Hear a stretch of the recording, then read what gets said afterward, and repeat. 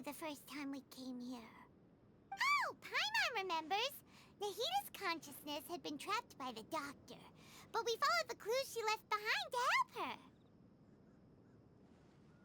So much time has already passed since then, and it seems Sumeru's changing for the better now that Nahida's in charge, right? Paimon just hopes this peace will last a long time, and then Nahida won't have any more new problems to deal with. Yeah, guess you're right. We somehow always find ourselves right in the thick of it. Who knows what will happen next? Come to think of it, maybe it's all because of you. Maybe you're just a magnet for trouble. Huh? Me? Before Paimon ran into you, Paimon never ran into any trouble. At most, when she was super tired, Paimon got caught in some strange whirlpool and sucked out into sea. And even then, you fished Paimon out. Anyway, for Nahida's sake, maybe we should think about heading to our next destination for now. Ah, look who it is. Running into you in a place like this? I can see you two still love wandering around. Oh, it's Dia! Since when are we just wandering around? We're usually taking care of some serious business. Even though it may have nothing to do with our journey. But never mind that. What brings you here? I just finished a commission in the desert for a usual client of mine. Nothing too interesting. Just escorting a shipment of goods. I'm on my way to report back. That's when I saw you two all the way over there, chatting away. What were you two talking about anyway? Huh? You serious? Can't say I saw that coming. But you are travelers after all. I guess you'd never stay for too long in one place. Bumping into you like this will become a rarity. I'm starting to feel sad just thinking about it. Hey, how about I gather a few mercs to escort you two? What do you say? Thanks, but no need. Oh, Paimon had no clue you'd miss us so much. But don't worry, we'll come back to see everyone when we get a chance. Sounds good. All you need to do to get to Fontaine is cross this stretch of desert and navigate some waterways. Knowing you two, I'm sure it won't be anything you can't handle. So, when are you leaving? Oh, wait a sec. Paimon just remembered there are still a few dishes in Sumeru that Paimon hasn't tried yet. Now, where's that list Paimon made?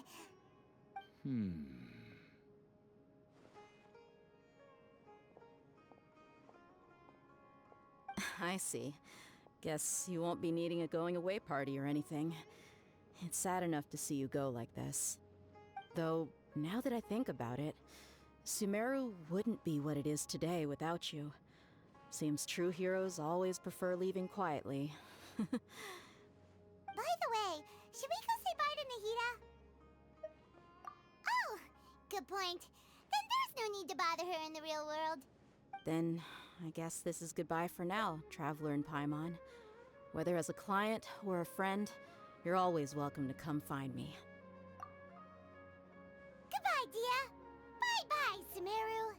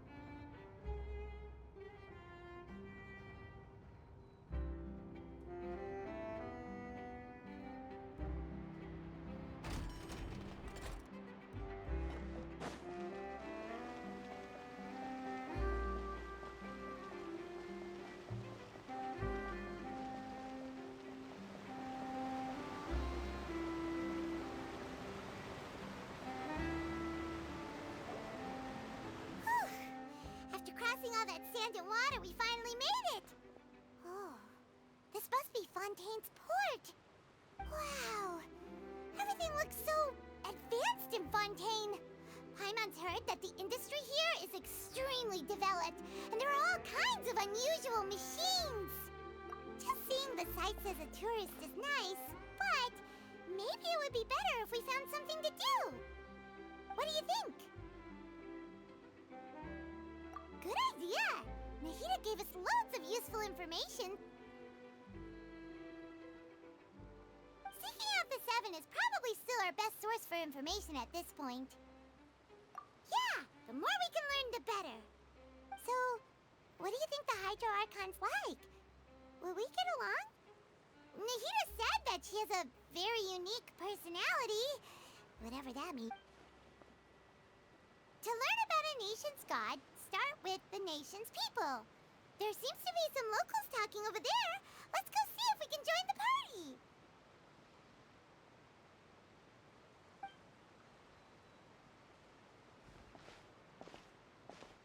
If you ask me, it's a tragedy how things ended for him. Clearly, he was a pretty decent person. Yeah, I didn't expect that kind of ending for him. I thought he would at least fight on a little longer for his family. I was expecting a sudden plot twist, but it's a pity that it never happened. Still, his story is quite the tearjerker.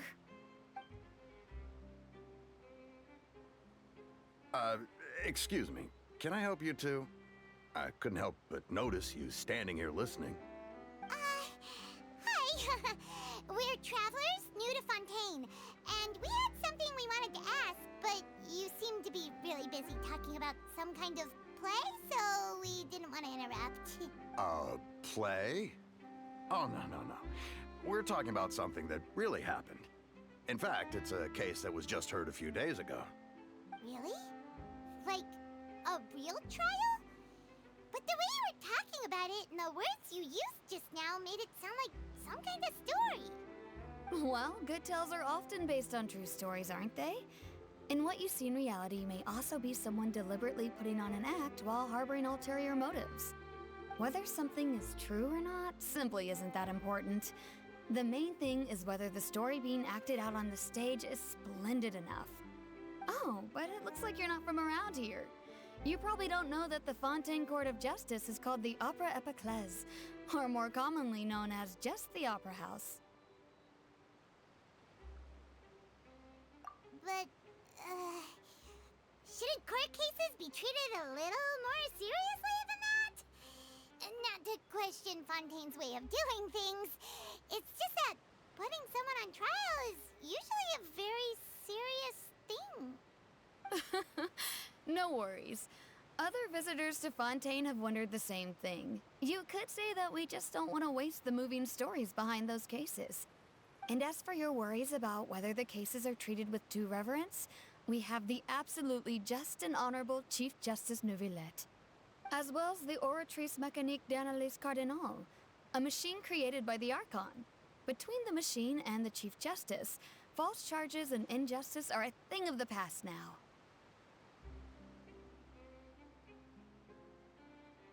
Oratrice?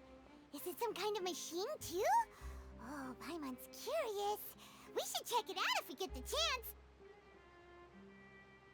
Wait, Paimon almost forgot to ask you our question. Do you know what we should do if we want to meet the Hydro Archon? Oh, that's easy. Just go to the Opera House. Lady Farina practically lives there. You could definitely say it's her biggest passion. I think what they mean is that they wish to speak with the Archon personally. In that case, I'm afraid it's going to be a tad more difficult. You'll have to make an appointment well in advance, and it'll depend on whether or not she has any time slots available. Huh. Is the Hydro Archon super busy taking care of official stuff? Wait, didn't you say that she's always at the Opera House? No. Lady Farina seldom takes an interest with the nation's affairs. The reason it's difficult to make an appointment is simply because she's incredibly popular. That's right. After all, she is the Archon. Though she may tend to get a little dramatic from time to time, people can't get enough of her. Huh. First time Paimon's ever heard of an Archon being described that way before.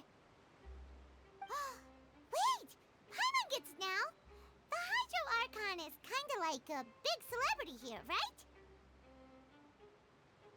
Yeah, I suppose you could say that.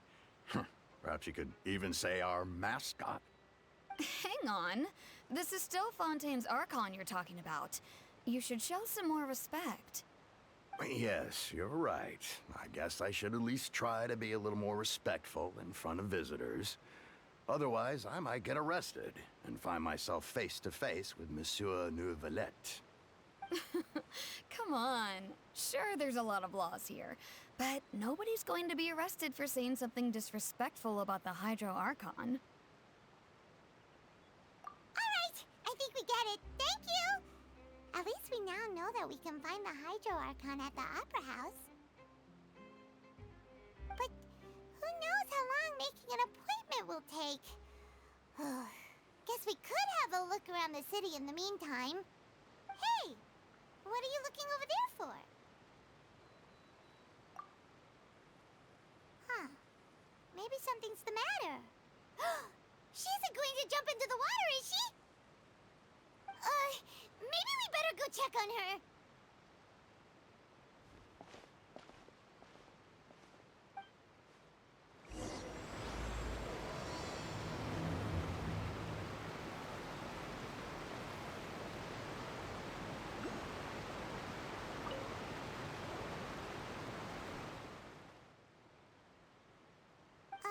Hello there. Excuse me. Are you alright? Huh? Ah, I'm fine. Thanks. Oh, okay then. We just noticed that you seem to be worried about something. About many things, actually. But there's nothing I can do but just keep my troubles to myself. I was just reminiscing about a place my brother and I would play when we were kids. It was just atop that hill over there. See? You're pointing at the sea. Wait, are you saying that you and your brother lived in the water? Though people call the waters around Fontaine a sea, it's actually just an inland lake that's filled with fresh water. And though I can still see that hill clearly in my memories, now it's been completely submerged. He would skip and jump, tossing sand in the wind. The sun shone brightly, and the air was filled with the scent of the sea. But now, the water is gradually swallowing our memories. It won't be long before it swallows us. Sorry. Paimon doesn't really get what you mean. I don't believe we've had the pleasure of meeting. Are you Lynette's new friends? Oh, and you are? Thanks for looking after my sister. She often comes here to reminisce about our childhood, that's all. There's no need for any concern. Oh, allow me to introduce myself. I'm Linny, and this is my sister Lynette. If I had to guess, I'd say you must be travelers from abroad. Nice to meet you. Paimon is Paimon, and this is the Traveler. We just arrived in Fontaine. We were just talking with your sister. Even though we didn't really get what she was saying. I see. It's unusual for Lynette to be so willing to talk with anyone. In fact, she seldom speaks at all. I'm usually the only one she ever talks to. Oh, really? Then you two are just like us. Paimon's always the one talking for some reason. So that's how you think it is? I also think my brother can be too talkative at times. Seems you were right, Paimon. We are quite similar. So, what did Lynette mean just now when she said that the water is engulfing your memories, and that it won't be long before it engulfs you too? Oh, that. It's from a prophecy that's been circulating in Fontaine for some time now. Well, I suppose prophecy isn't exactly the right word, because that implies a certain amount of uncertainty. There's no doubt about what's happening in Fontaine now. Where to begin?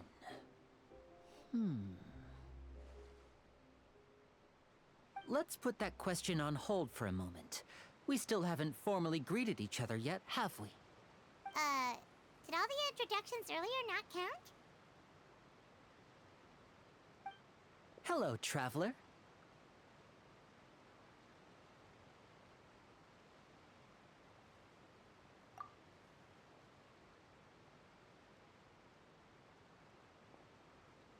And hello, Paimon.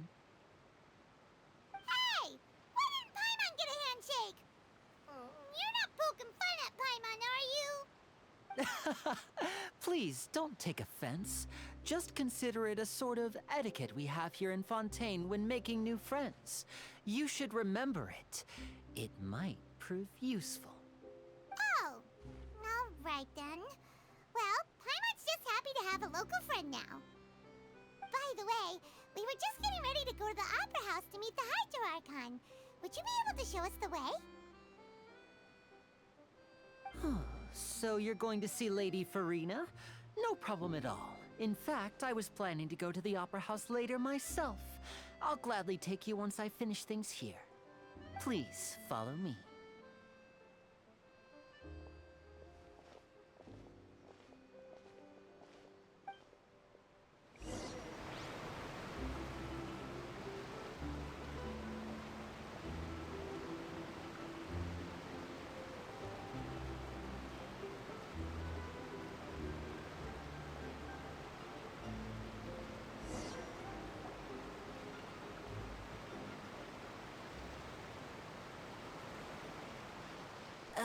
You said you were going to see Lady Farina?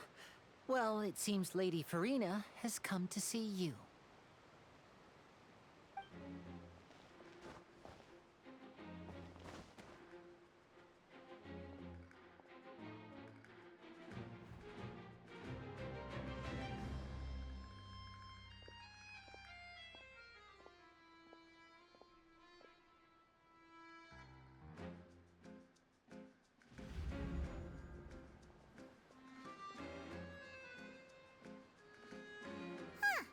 So, she's the Hydro Archon?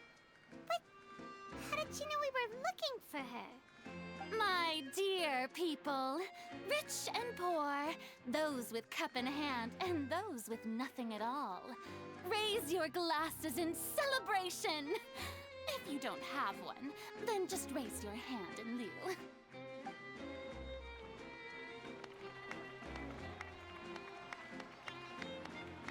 As you can all see, two unfamiliar travelers have arrived in our nation.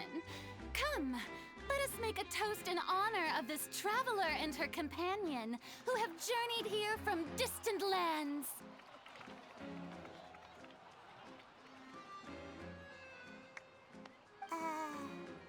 Is she talking about us?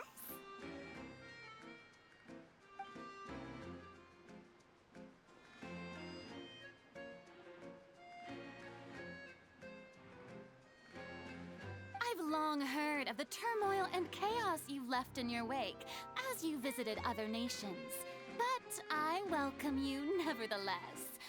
No, I have come to receive you personally. Fear is for insignificant cowards. I am a god, and I will never entertain the notion of such meaningless wariness. You can be rest assured. I see clearly your sincerity. Of course, seeking an audience with me is the most sensible thing to do. It will allow you to truly behold my power and witness my authority. Intelligent people always gather under the correct banner. I, Focalor, hereby welcome you to the nation of Hydro and acknowledge the value and significance of your trip. Now, you may rejoice in this. Yeah, Paimon still can't believe it. Feels like we've only been here for a few minutes.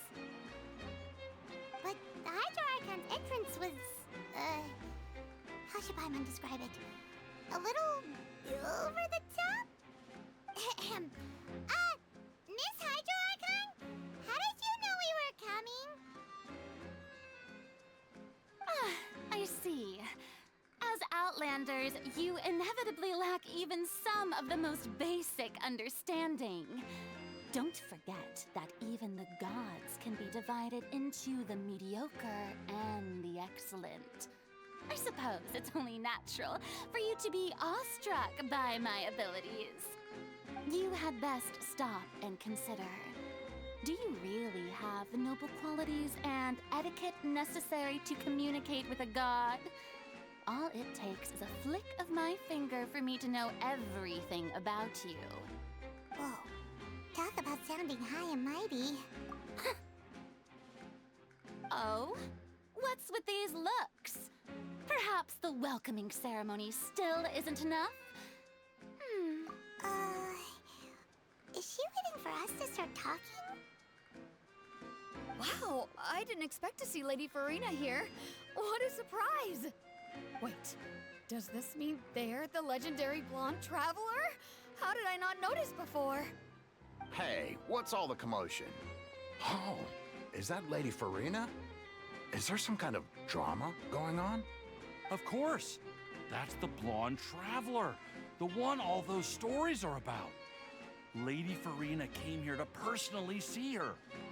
Oh, I bet this is going to be the duel of the century.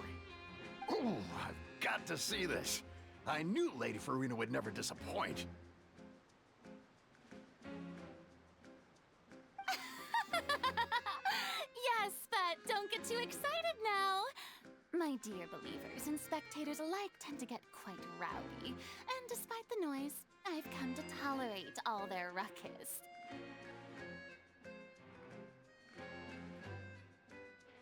You may consider this my reward to all of you. I have determined that there will be an epic duel between myself and this traveler from another land, just as you were hoping to see. Now she wants to fight? Aren't we getting a little ahead of ourselves?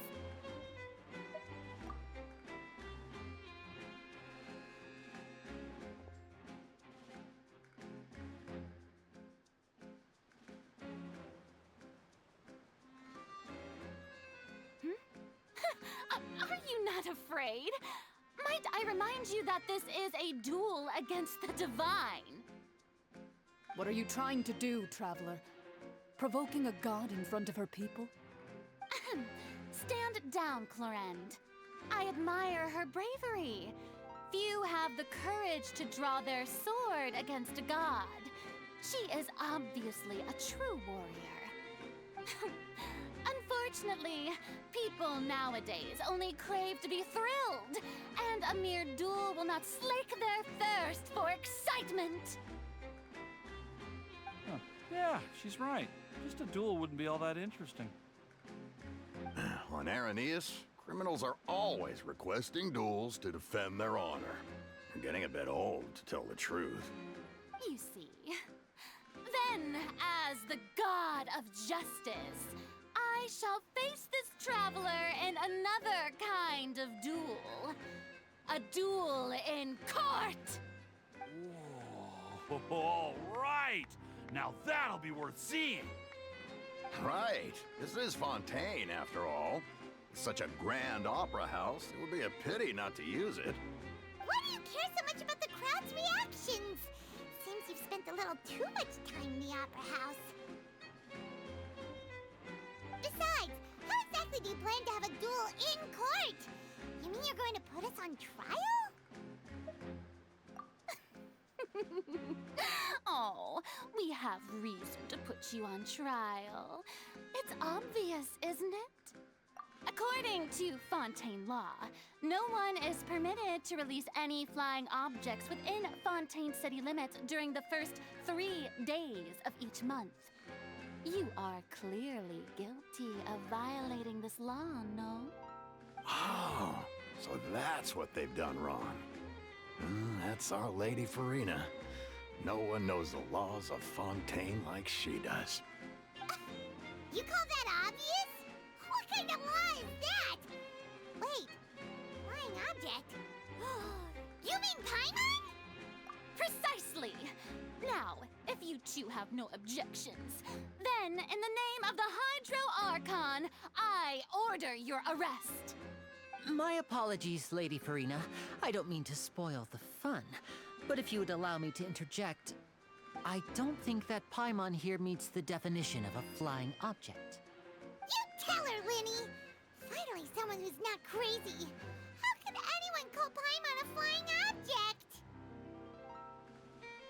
Ah, great magician Linny, my beloved citizen. I'll permit you to object, but how exactly do you plan to prove your claim? As a magician who just rained on your parade, I naturally should shoulder the responsibility of saving the show.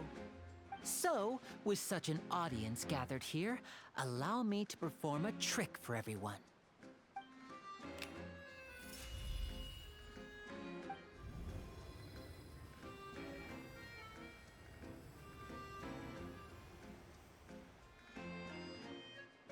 Ta-da! What's that on Paimon's back? Hey, when did Linny do that?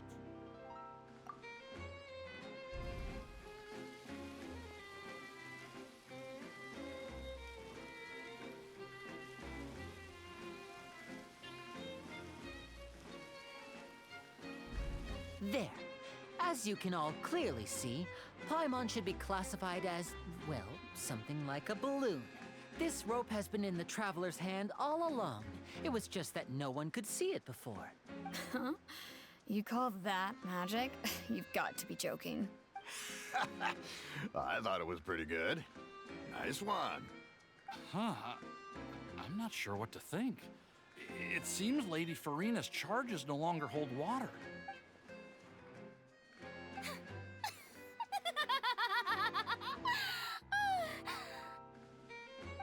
Amusing. Very amusing, Linny. Just the sort of unexpected twist that I enjoy. With you here, today's performance can finally be called complete. Performance?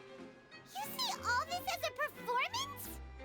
In which case, consider the matter of your trial resolved. The god of justice will not bring charges against an innocent person.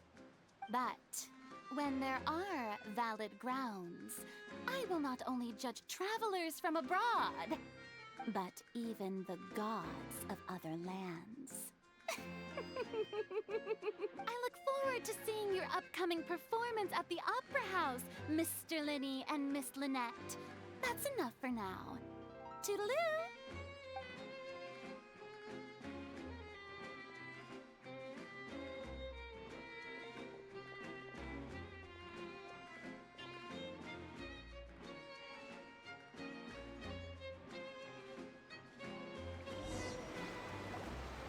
And just like that, she's gone!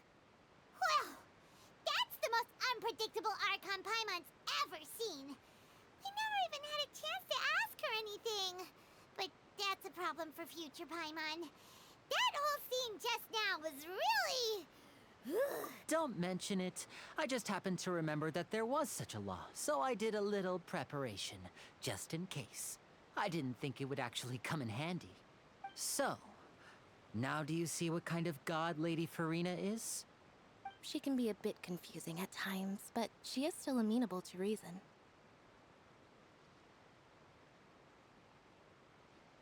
Anyway, Paimon had no idea you were a magician, Linny. It sounded like you'll be performing at the Opera House, right? I just know a few simple tricks I use to make a living. Lynette is my assistant. It will actually be my first time performing on the most prestigious stage in Fontaine, the Opera House. But isn't the Opera House where criminal trials are held in Fontaine? When there are no public trials being held, the Opera House hosts a variety of other performances. To the people of Fontaine, the line between a trial and a performance can be a little blurred. And speaking of performances, I would be remiss to forego this opportunity gifted by fate. Might I invite the two of you to see my performance? My brother's always excited to make new friends. Oh, sure. We don't really have anything to do now, and we wanted to go to the Opera House anyway. Splendid. In that case, why don't we go together? I'll show you the way. I just have something to take care of first. Oh, you really mean it? Then I'll take you up on your offer. This is a magical item known as a magic pocket. Perhaps you can help me distribute them to the people here. Huh? What are they going to use it for? About that... You asked me before about the prophecy, right?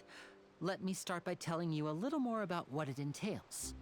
I'm not sure exactly when it began, but a prophecy has been circulating around Fontaine. It says that every person in Fontaine is born with sin. No matter how the Nation of Justice holds trial after trial, this sin cannot be absolved. Until one day, the water levels in Fontaine will rise, and the sinful people will slowly be drowned. In the end, the people will all be dissolved into the waters, and only the Hydro Archon will remain, weeping on her throne. Only then will the sins of the people of Fontaine be washed away. That sounds pretty gloomy. Why are people in Fontaine born with sin? What is that supposed to mean? There are lots of guesses. Some say that the ancestors of Fontaine stole the power of the seas and stirred its wrath. Others say that the people of Fontaine never heeded the first Hydro Archon's warnings and offended Celestia. But here in Fontaine, evidence is what matters. There hasn't been concrete evidence for any of these claims, so they can only be regarded as conjecture. If even the people in Fontaine don't know what sin they committed, wouldn't it be better just to ignore the prophecy completely? Why bother feeling guilty all the time? That's exactly what the people did at first. But in the last few years, the water levels in Fontaine have actually started rising. Many places have already been completely submerged, and now lie beneath the sea. Many people carry on with their lives as before and shrug it off as a natural phenomenon.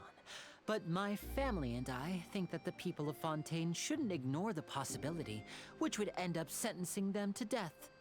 We hope that at least the people who reside near the waterfront can move away before it's too late. So, we've started distributing magic pockets to them. As a magical item, these magic pockets have astonishing capacity. I'm sure they will come in handy when people are moving their belongings. Oh, Paimon gets it! It's like preparing for a rainy day! But this is more than a bit of rain. Perhaps only absolute power could ever contend with such a catastrophe. But who knows? We're just tiny specks in the grand scheme of things. Now, if you'd like to help, then please give these magic pockets to anyone nearby. Be sure to convince them to take it, regardless of what they say.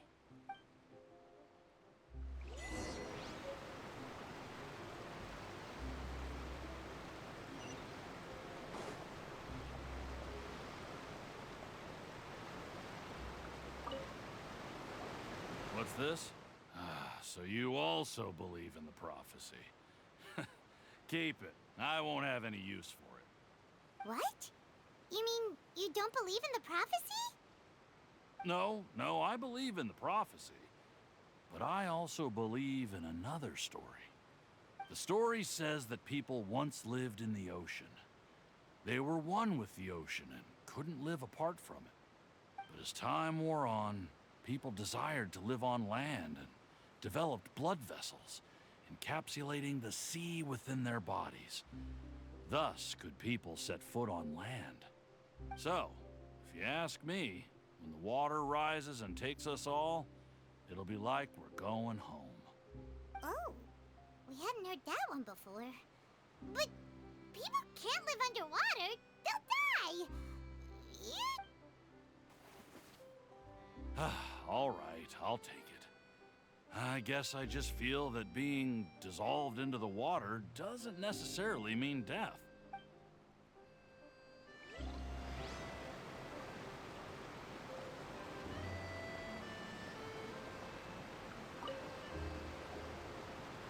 So you're the blonde traveler that everyone's been talking about. My apologies for not recognizing you earlier. Oh, a magic pocket? Seems you really thought of everything. I guess it's better to prepare for the worst and hope for the best. Thanks. Please, also thank the magician on my behalf when you get the chance.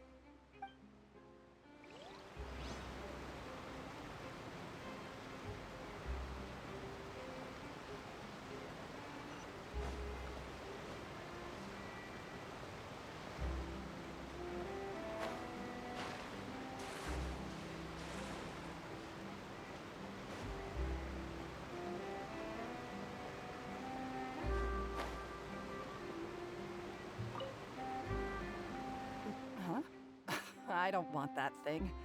Way I see it, if the prophecy's true, it's still gonna be a long time before the water can cover everything. Life is all about living in the moment. What use is there in worrying about the future all the time? We'll cross that bridge when we get to it. You should still take it. You never know when it'll come in handy.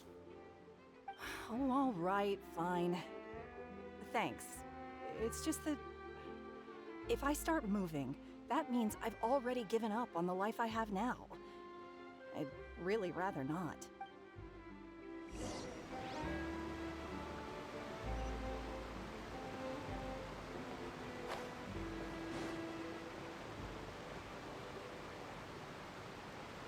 Oh? You already handed out all of the magic pockets? That was fast. So, what did people have to say? I bet you heard some, interesting opinions. Yes, but that will change once disaster strikes. I know they'll change their minds, so it's only right to help them prepare. Is there anything else you need to do before we leave? Yes, one last thing. I have the magic pockets made by a workshop in the court of Fontaine. Since we're out and about, I was thinking about bringing him some more materials. So, you want to collect materials? Just tell us what the materials look like and we'll help. Many hands make light work. Oh, that would be much appreciated. We'll need some Romaritime flowers. I remember seeing them near the waterfront on the east side of the harbor.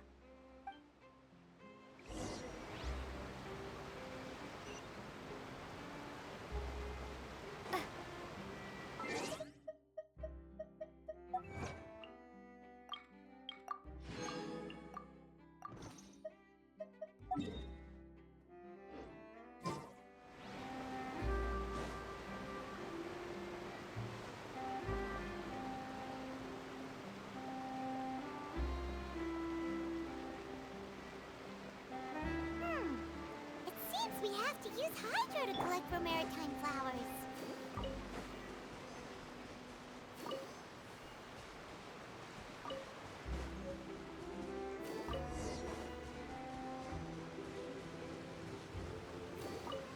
Go, Barbara, go!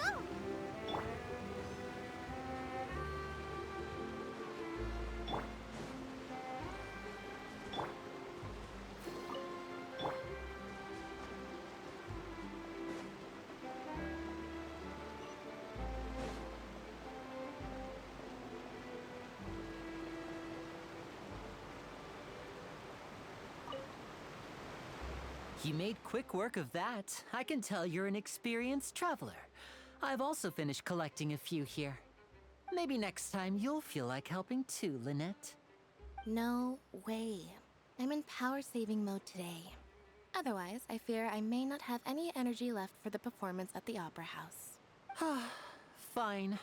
Though the performance is still a long way off. Now that we're finished here, we should get ready to head back to the Court of Fontaine. So, we're going to the Court of Fontaine before we head to the Opera House? Good. Paimon wants a tour of Fontaine's largest city and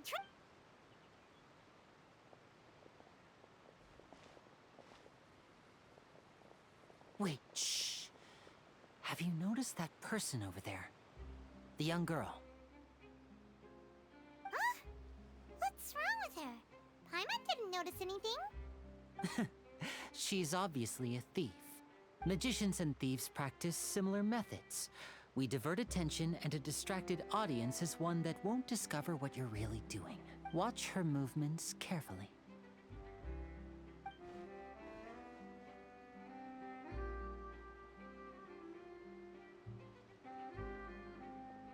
Oh, he's right! Shh, keep your voice down. We need to think of a way to catch her, but it seems she's very alert. Perhaps we should split up. You two can ride the lift over there and wait up top. I bet that'll be her escape route if she tries to run. All right, let's go.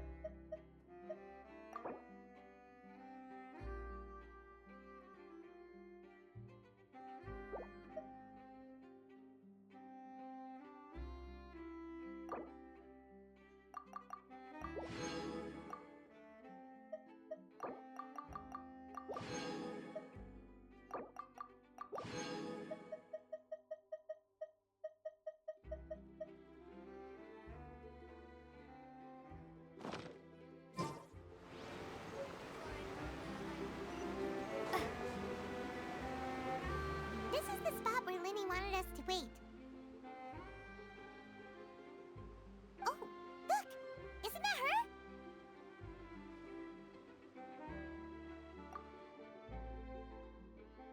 Oh no! Did she notice us? She started running the other direction! What should we do? Should we chase her? You're right. She might also be trying to lure us away.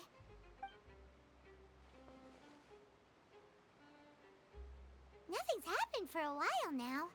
Paimon wonders if Linny caught the thief. Yeah, let's go.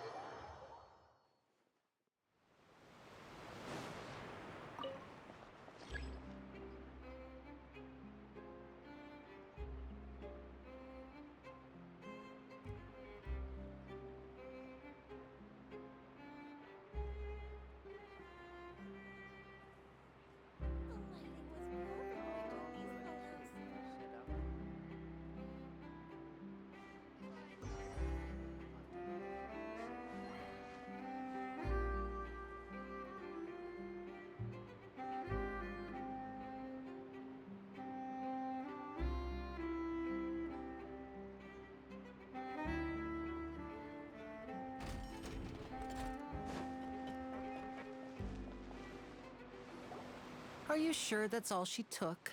You should check to make sure you're not missing anything else. No, that was all. Oh, I can't thank you enough. I didn't notice a thing earlier. Anyway, I should be going now. Thanks again. Oh, were you returning what the thief had stolen? That's right. Pity I wasn't able to catch her. She distracted me by dropping the thing she stole on the ground.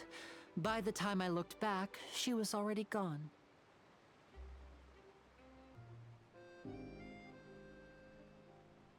I saw the general direction she went, but Lenny twisted his ankle, and I needed to make sure he was okay.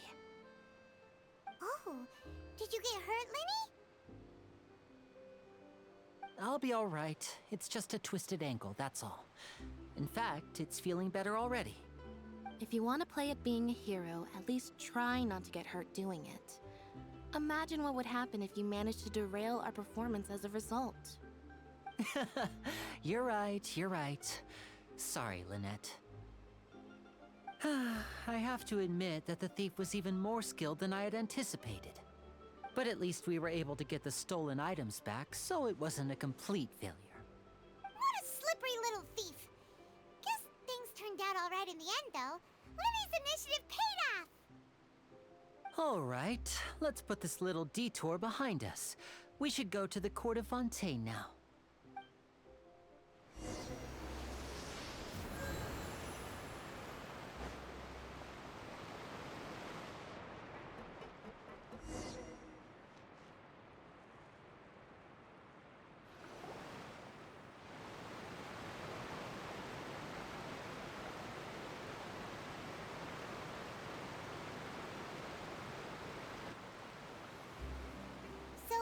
We ride this thing to go into the city? What an ingenious way to get around! People in Fontaine really know how to use water! This is an aqua bus. It allows people to travel between several key locations around Fontaine. It's pretty convenient, but the ride can become a little dull after a while. The scenery is always the same. That's why it's better to travel with friends. So you mean it's still boring even when I'm riding with you? No, that's not what I meant. It's just that, well, you don't really talk that much. Besides, it doesn't really feel like a real trip when it's just the two of us. It's the same as being at home. Whatever. Guess that's what it's like to be an older brother. It's about time for us to leave. Let's get on board.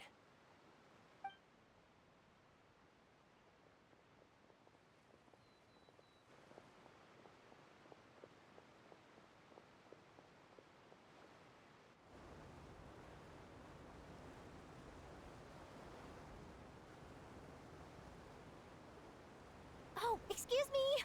Aren't you the great magician Lenny? And his assistant Lynette? Hello. I don't believe we've...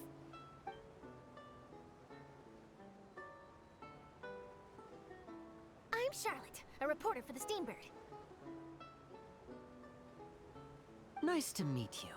From the Steambird, huh? We've often relied on your paper to promote our performances. It's an honor to meet you. Wait, could that be the legendary traveler who's been making headline after headline in their journey across Tibet? Amazing! You recognize everybody almost immediately! I wouldn't be much of a reporter if I didn't know who's who, would I? Wow, today must be my day! Who knew I would end up on the same boat as so many VIPs? Could my vision finally be showing me some favor? So, Charlotte, what do you usually report on? Well, when there isn't any breaking news, I mainly cover the trials at the Opera House. You can still manage to keep readers' attention as long as you tell things from a clever enough angle, even if it's the same old topics. For example, reporting on how a scammer once deceived vulnerable girls into relationships, or how a financial criminal was once so poor that they ate a single piece of bread for 5 days.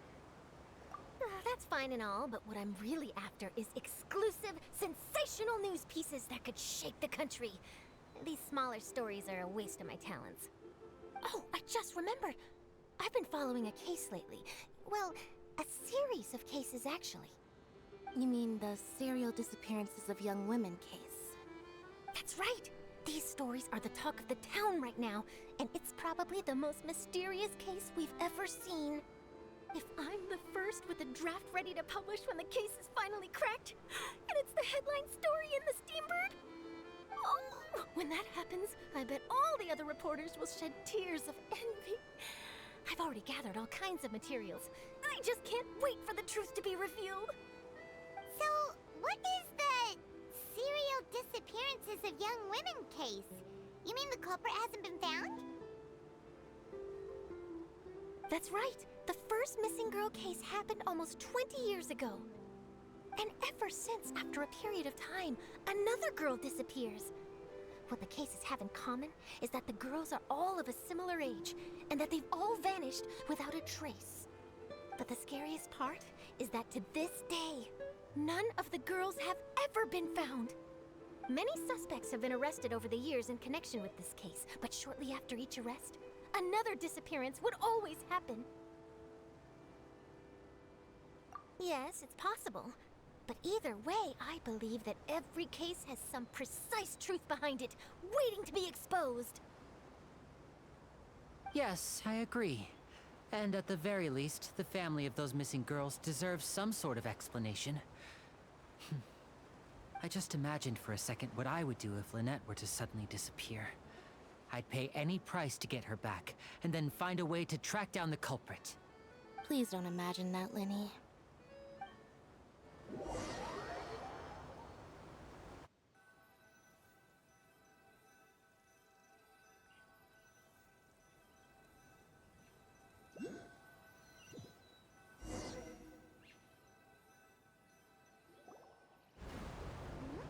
Hey, we're almost there! Look!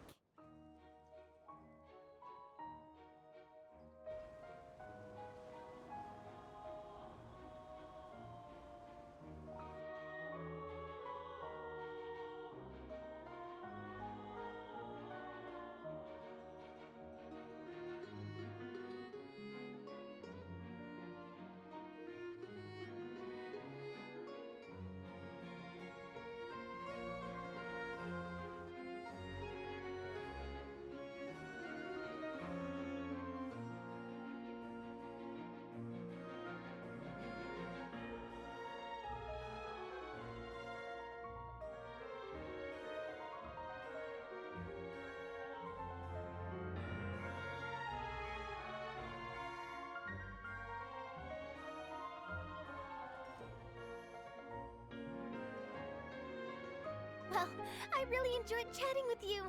Life should be full of pleasant little surprises like this. Yeah, us as well. The ride went by too quickly. Ah, I have an interview to get to. I should get going before I'm late.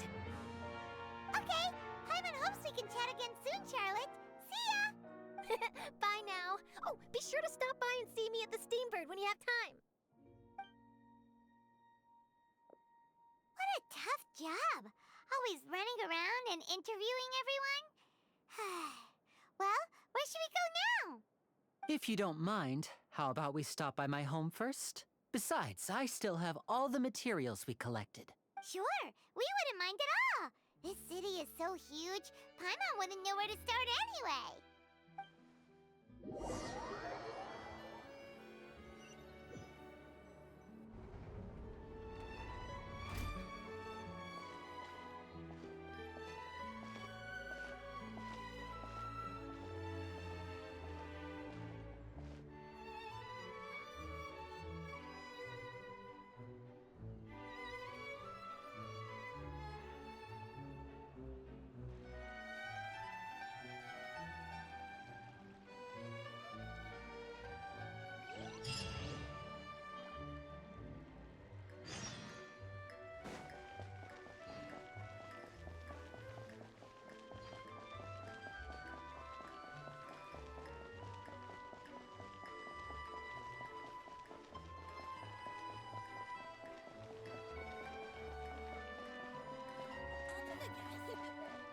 Take a guess.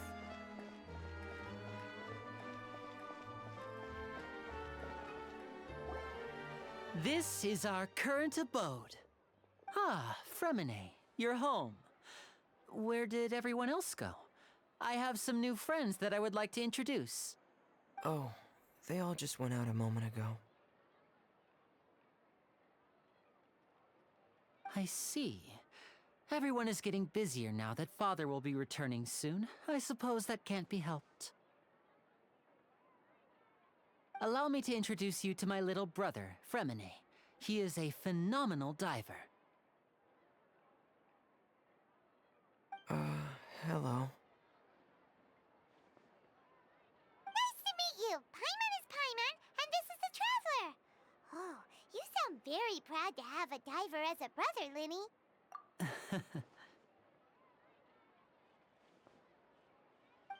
Linny, could you come here for a moment?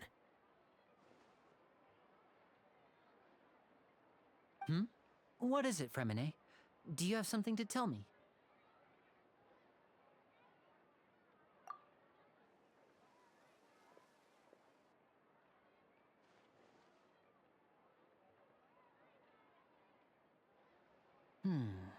Okay, I see. Is everything all right? Oh, it's nothing. We were just discussing a little housework. Sorry for the interruption. Oh, before I forget, the Traveler and I collected more materials to make magic pockets. Were you able to get any, Fremine? Yes, I went diving and gathered lots of materials. I was about to give them to you. That's our Fremine, always quick with the underwater work. All right, I'll take these to the workshop.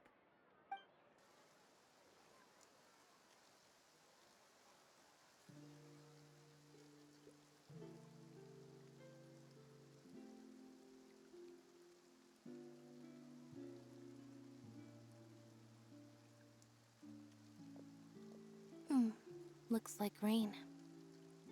Oh, you're right. But wasn't it clear and sunny just a moment ago? Fontaine's weather sure is weird. I'm afraid that's just how it is here. It often rains on days where there are trials being held in the Opera House, but don't worry, it'll clear up soon enough. What's wrong, Fremine? There's a legend about the rain that I tend to believe. It's said that a dragon of water once resided in Fontaine. Though we don't know where the dragon went, every time it weeps, the skies will cloud up and pour out rain. When I was a child, my mother told me that if I wanted to go outside and play, I should yell toward the sky at the top of my lungs. Hydro Dragon! Hydro Dragon! Don't cry! If it's an elemental dragon, then having the power to make it rain wouldn't be very unusual. Let Paimon try something. Hydro Dragon, don't cry!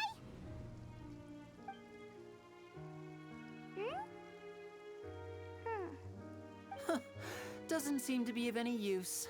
It is just a legend after all. You know, you might be a more popular magician if you understood the concept of romanticism. Or could at least play along. Sorry. It might be because we've never met the Hydro Dragon.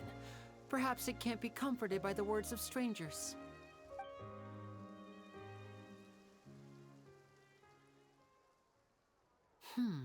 It rained for longer than I suspected. Oh, it's already getting late. Was there something you needed to do, Linny? Yeah, some preparations for the show at the Opera House. I need to find a way to catch the last aqua bus of the day. On the day of the performance, just ride the aqua bus to the island of Araneus. I'll have Lynette meet you at the fountain in front of the Opera House. Oh, are you leaving now? What is it, Fremine? I'm in a hurry. Oh, I get it. You feel nervous delivering the materials for the magic pockets, is that it? Perhaps we could trouble the Traveler to help us take these materials to the Beaumont workshop and deliver them to the owner there? I'm afraid that Fremine can be quite introverted, and the boss there tends to be pretty talkative. Fremine has always been a little afraid of her. No trouble at all. Don't worry, we're on the case. Sorry for the inconvenience. I'm quite useless when it comes to such tasks. I'll think of a way to make it up to you. Oh, no need. This will be a walk in the park for us.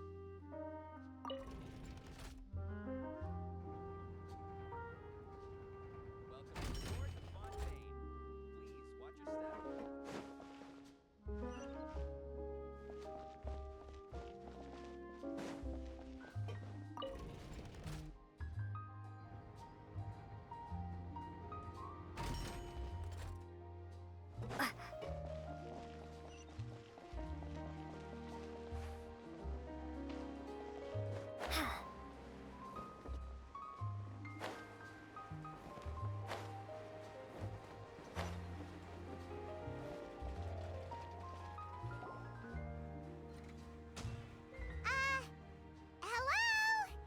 Is there anyone here? Oh, hello there. New customers? Looking to buy, or do you need something made? Or perhaps you're just looking for a chat with me. Oh no, we're just here to deliver some materials. Here they are. They're for making... what were they called again? Ah, these must be for magic pockets.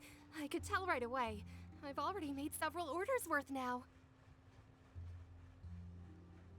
No need. They've already prepaid several batches worth. When they told me what they'd be using them for, I even offered them a discount.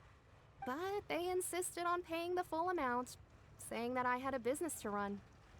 It seems both their hearts and their pockets are made of gold. Whoa. So, is Linny actually loaded? I can't say for sure, but who knows? Maybe there's good money to be made being a magician in Fontaine. Hey! Is this machine what you use to make stuff here? It looks really advanced. Why use your hands when a machine can do the work? It would be a waste not to use the latest technology, and wasting is a kind of crime. But where does a big machine like that get its power from? Well, it's a little complicated. I'm not sure I can put it in layman's terms for you. But basically, everything we usually use here in the city is powered by indemnitium. It's a type of energy that's produced from trials. Huh? How can trials produce energy? Well, I'm not completely sure of all the details myself, but basically, when a trial is in session, the Oratrice Mécanique d'Analyse Cardinale harvests people's belief in justice and converts it into energy to be used all around Fontaine. So that's what its other function is? Paimon heard that the Oratrice was created by the Archon to make judgments. But Paimon still doesn't get it. How could something unreliable like people's beliefs be turned into a stable power source for these machines? Oh, yeah! So that means the Hydro Archon relies on the machine to take the energy created by belief and turn it into power for all of Fontaine, right? Even though I've never heard anyone really put it that way before, it sounds like it makes sense. Besides indemnitium, we have another type of energy called pneumosia. It isn't produced by the power of the Archon, but it is unstable by nature. Even now, it still cannot be widely used by civilians. I thought I'd find you hard at work, but here you are chatting the day away. Since you're already talking, I'm sure you wouldn't mind a few words with me. You again? Didn't I already promise you that I'd have the more I owe to Confrérie of Cabriere by next month? Why are you hounding me now? Yeah, but how do we know that you won't go running off by the end of this month? I want 50% today. Wait, no, 70%. Huh? You... Seems business isn't so great for the workshop. We've already finished our job and delivered the materials. Maybe now's a good time to leave? Hey, hold on. Before you go around trying to collect payments, why don't you settle your own debts first? If Confrérie of Cabriere wants to poach clients from Northland Bank, that's fine. But I'm afraid you still owe the bank a hefty sum of mora. So why don't we work things out between us first, before you get back to your little conversation here? You're from Northland Bank. But we said we'll pay everything we owe next month. Why are you hounding me now? Traveler, Paimon! I didn't think I'd run into you here in Fontaine. What are the chances? We're surprised to see you too! What are you doing here in Fontaine? You didn't want to stay in Snezhnaya? Long story short, I've already been in Fontaine for some time now, and honestly, things have been pretty boring. But it seems that fate brought our paths together today. Not only will I have some good friends here now, but ones who always seem to find trouble. Either way you look at it, it seems things are going to get a lot more interesting now. Pretty sure we'd want to avoid anything that you'd find interesting. Besides, our trip here has gone pretty well so far. Right, Traveler? Hey, you, Northland Bank boy. Aren't you forgetting something? Don't interrupt. It's not often I run into the Traveler like this. Why don't you wait for me over there for a while? You kidding? Aren't you the one looking for us? You really expect us to sit and twiddle our thumbs while you catch up with your friends? Listen to me, boy. If you want your mora, fine. Why don't you come and take it? Hey, I just said not to interrupt. Oh, by the way, Traveler, the last time I took Tonya and Tusser ice fishing, Tusser said... Hey! That's way over the line! All right, boys, let's see who has to pay up now! Can you at least let me finish one sentence? Fine. Though the bank told me not to get rough with our clients. You're the ones who started it. This is an act of self-defense. You two will have to be my witnesses, okay? I'm sure this won't take long.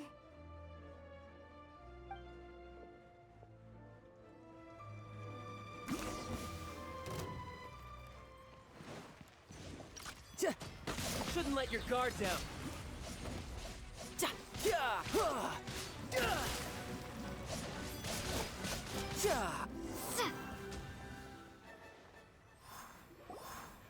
Oh, what's your deal, Brad? How are you so strong if you're just a staffer from Snezhnaya's Northland Bank? Wait, don't tell me you're... Oh, now you notice. It's a little late, don't you think? Just make sure you understand that you don't mess with Northland Bank. Got it?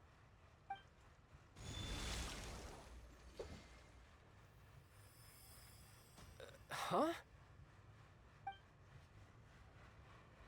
Now's my chance!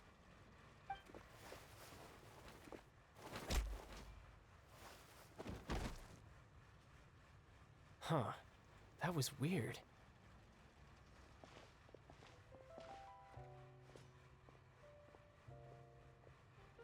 I'm not sure. It's as if I suddenly lost control of my hydro powers when I needed them. Maybe there's something wrong with my vision? Strange. How could that happen? First time Paimon's ever heard of someone losing control of their vision.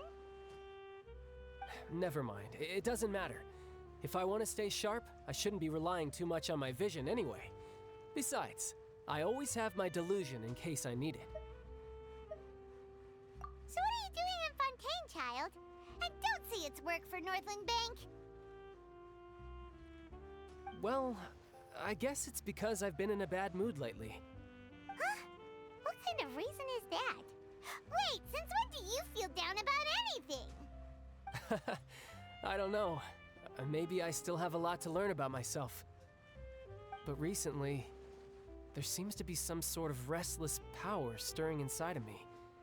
And I don't know why, but every now and then I feel like I'm in a terrible mood. Maybe you losing control of your vision just now is connected with that power you're feeling inside. That is a possibility. I can't remember if I ever mentioned it before, but when I was 14, I fell into some unknown abyss. It was during that time I learned nearly all of my abilities. The one who took me under her wing and taught me was named Skirk. She was always quiet and very mysterious. Nobody knew where she came from or what she had been through, and she was always very strict when teaching me combat techniques. One time, I asked her why she was willing to take me on as an apprentice. From what I could make of her answer, it was because I had awakened it, and traces of it remained on me. She said that all my combat training would be useful in the future. But what is it? What did you awaken? She never explained that, but my guess is that it's related to a dream I saw when I had just fallen into that abyss. In my dream, I was in the deepest depths of the sea, and the boundless seabed was all around me. But in front of me appeared a whale that was so massive, I felt like I couldn't breathe. A whale? Oh, that sounds familiar! When we fought against you before, you summoned a huge whale that seemed to leap at us. Is that the one? That's just an abstract form of a whale that I create using my elemental powers. It takes that shape because the scene I dreamt of the whale has always been stuck in my mind. I'll never forget it. So you used the whale as inspiration for one of your moves? Huh. Seems a little twisted to Paimon. So why don't you just go ask your master? Maybe she knows the answer. You make it sound so easy. Ever since the incident I experienced there, I've never stopped searching for Master Skirk and that unknown abyss. But it's been years now, and I've still found nothing. There isn't even a trace of the place where I remember falling into the abyss. Oh, it sounds like some kind of ghost story. Yeah, I'm out of leads at this point, but there's nothing more I can do. It seems that strange encounters in this world tend to be elusive like that. Oh, seems the time really flies when I'm talking with you. I just remembered I have somewhere else I need to be, so I should get going. What? More work for the Northland Bank? No, it's more of a personal appointment. Lately, I've been sparring with some of Fontaine's official champion duelists whenever I'm feeling bored. Official champion duelists? You mean it's their job to duel? Yep. In Fontaine, before a criminal goes to court, they're given one chance to defend their honor by requesting a duel with an official champion duelist. The champion duelists are all powerful fighters selected from among the nation's best. And the duel itself is a no-holds-barred fight with no specified stopping point. So engaging in such a duel is regarded as a symbol of defending your honor. If a criminal manages to win the duel, they'll be acquitted. But if they lose, they'll have no choice but to stand trial. And the worst-case scenario is that you're simply killed in the duel. Though it's rumored that Fontaine has a death penalty, from what I can tell, no one has ever been officially sentenced to death. So really, the only people who opt to duel are those who have suffered a grave injustice in being accused, or those who greatly value their honor. Otherwise, why gamble with your life? So, do many people actually get out of their trials by winning the duel? Apparently, it's exceedingly rare for anyone to actually win. Fontaine probably enacted this system as a way to show that the nation respects the honor of its citizens. Besides, none of the champion duelists are to be trifled with, which is exactly why I was itching to face them as soon as I got to Fontaine. Apparently, the one I'm meeting today, Clorend, is the strongest of the champion duelists. I had been asking her for some time before she finally agreed to face me today. Well, that's child for ya. Paimon feels like we heard that name somewhere before. Clorand. Huh. Oh, before I forget, I want you to have this. Huh?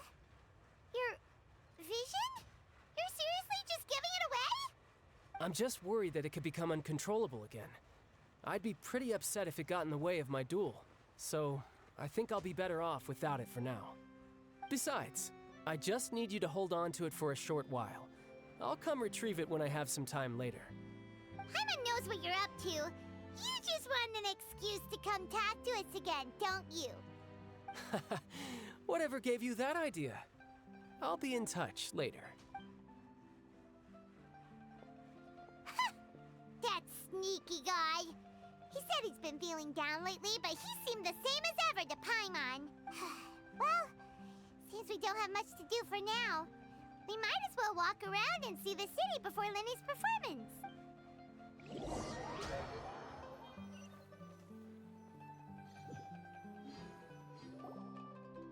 Wow! Who could have seen that coming? The reporter who was barely around for most of the story was the murderer all along! Sorry. Paimon was just surprised, that's all. Paimon never saw that twist coming. The murder mystery novels here are amazing! The whodunits here in Fontaine are a lot different than the light novels you see from Yai Publishing House. Both have their merits, but Paimon thinks this style of novels are more, well, novel. It's so exciting to reach the moment when the mystery is uncovered, especially in the one Paimon was just reading. You should buy a copy and read it too. Oh, sorry about that. Paimon will be more careful next time. Hey, shouldn't we be heading to the Opera House to see Linny's performance soon?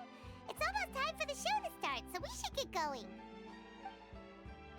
Linny said that the Opera House is on Aranias, so let's go ride the Aquabus!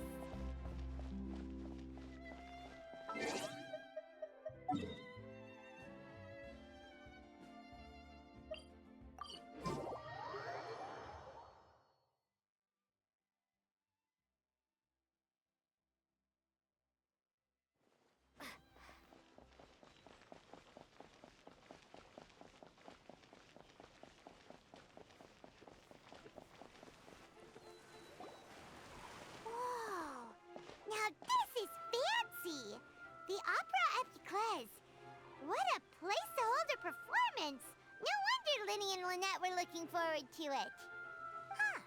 Looks like there's a lot of people standing around the fountain up ahead. Oh, Archon, please bless us with a bright and healthy child. We pray.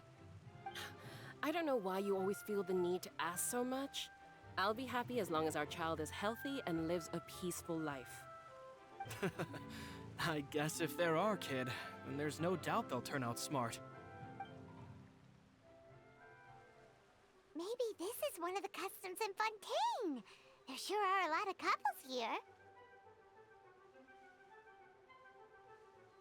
Vache.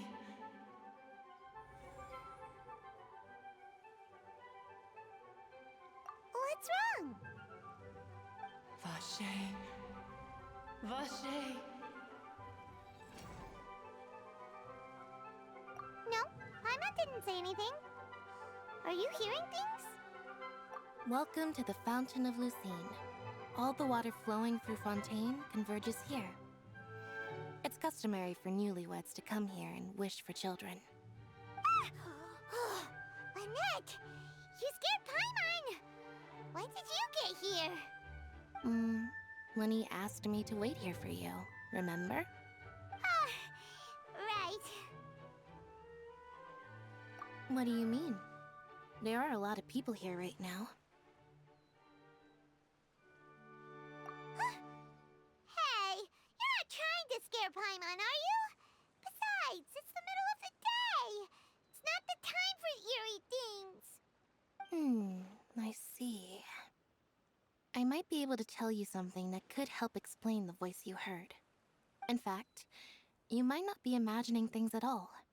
I suspect that what you heard is a result of your hypersensitivity to the hydro element. Others in my family have had similar experiences. It's because of her sensitivity to the hydro element? But what would hearing a voice have to do with elemental power? When do you cry, Paimon? Wait, what? What does that have to do with anything? Just answer me. When do you cry?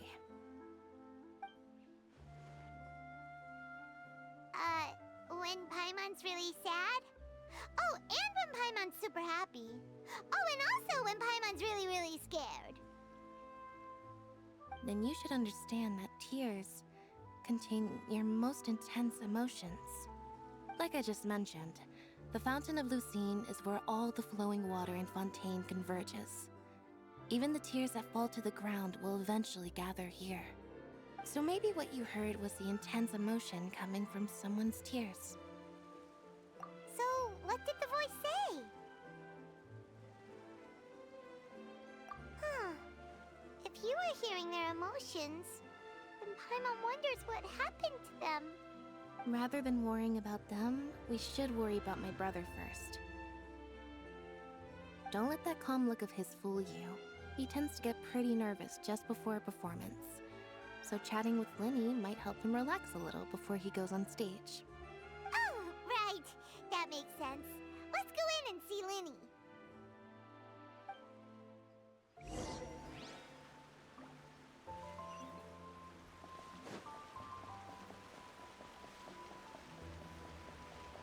Who else deserves to take the stage more than me?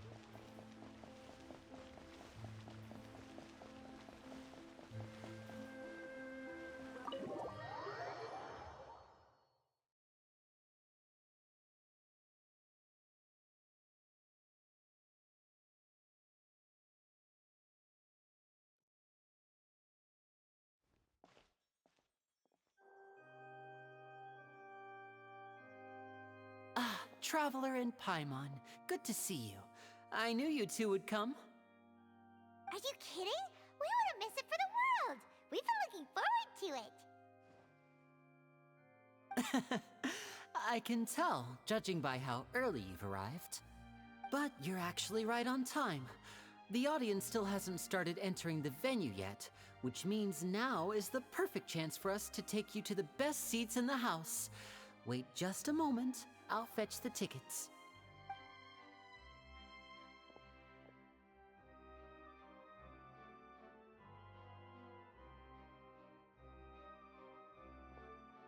The Opera House has assigned seating, so you always have to make reservations. I've already reserved your seats, and... Ooh, front row seats! Thanks, Linny! Don't mention it. There's no need to keep thanking me. Hey, Linny! Could you come over here and take a look at this? Oh, I'll be right there. Seems there's an issue with the stage props over there. That's Cal, my assistant, calling me. I'll go lend him a hand. Yeah, we'll just go to our seats. You go ahead, Linny.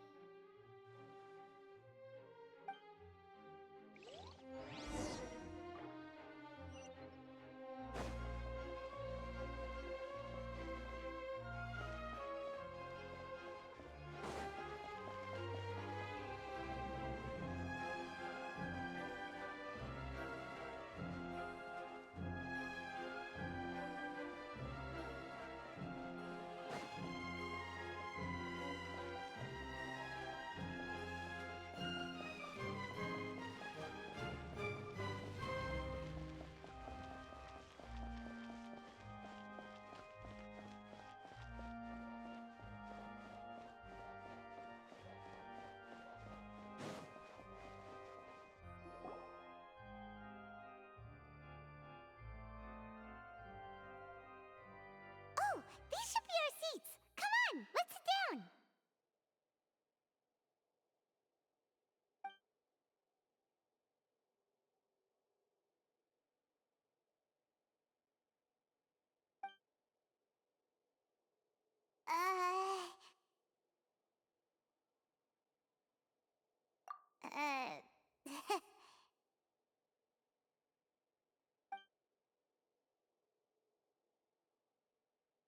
Hey, Traveler. Maybe we should strike up a conversation with the person next to us. Since we're sitting together and the rest of the place is practically empty still, it's kinda awkward if we don't say anything. Ah, you little... Of course you put this on Paimon. Excuse me, I did not realize you felt awkward. I am terribly sorry. I would be perfectly happy to chat with you if that is what you would like. Oh, so you heard all of that, did ya? Boy, you sure have good ears. Paimon thought she was keeping her voice down. Wait, that's not it. Paimon's... Sorry.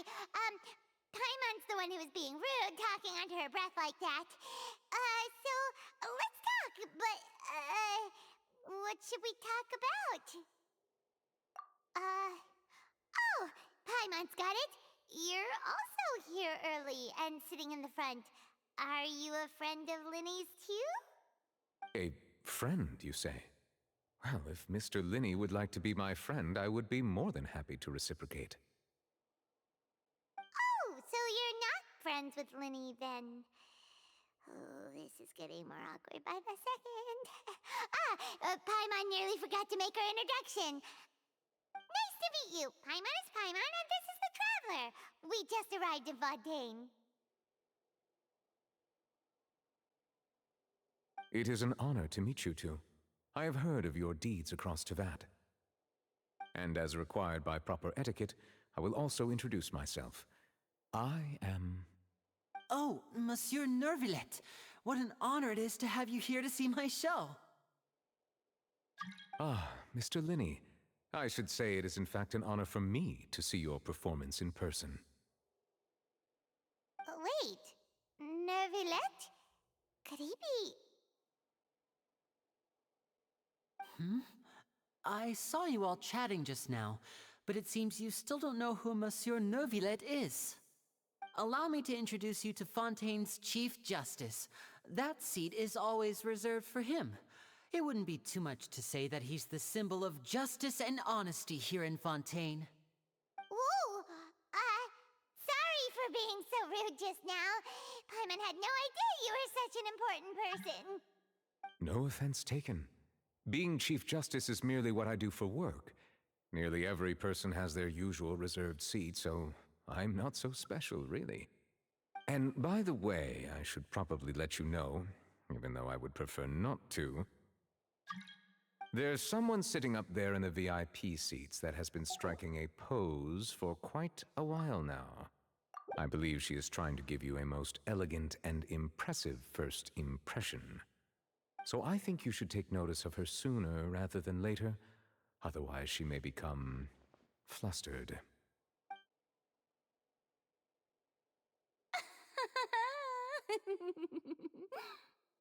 Huh? Oh, it's Farina, the Hydro Archon. Huh. She sure has a smug and satisfied look on her face. Guess she has no idea that you saw right through her act. Very good.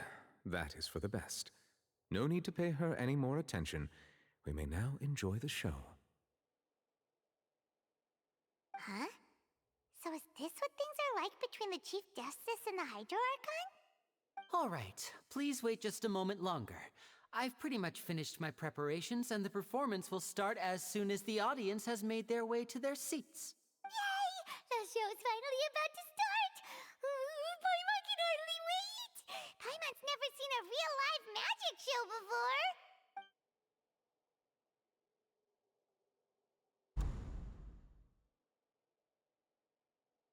Oh! They're dimming the lights! The show must be starting! Sorry. Paimon will try to stay quiet. Welcome, one and all, to the Opera Epiclese. I am the star of today's show, Linny. And over here is my sister, Lynette, who will be working as my wonderful assistant. Please, let's give her a warm welcome. Hello, everyone.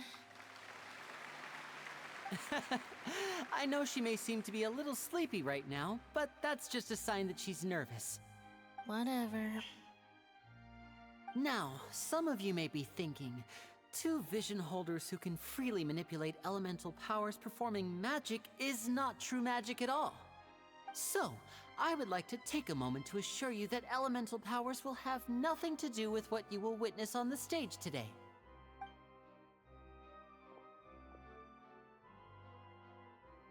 Both Lynette and myself have removed our visions for the show. That way, even the gods won't be able to help us. Oh, good point. That's what makes the show real magic. Now, without further ado, let the show begin. Lynette will now exit the stage to make some preparations. I know you might miss her, but don't worry. She'll be coming right back on stage momentarily. Perhaps in an unexpected way. I'm sure she'll be stealing the spotlight soon enough. Oh, and before I forget, there's one more thing I should say. You never know what can happen in the blink of an eye. A magician's greatest skill is making things disappear or appear. The possibilities are endless.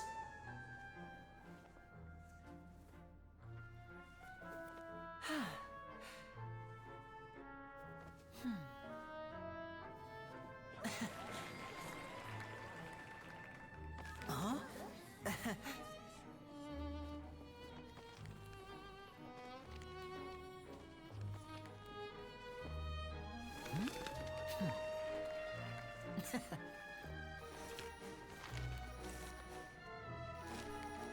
But this isn't what you came for. These little tricks, you've seen them all before. So it's time for something truly extraordinary, don't you think? This one's a little tricky.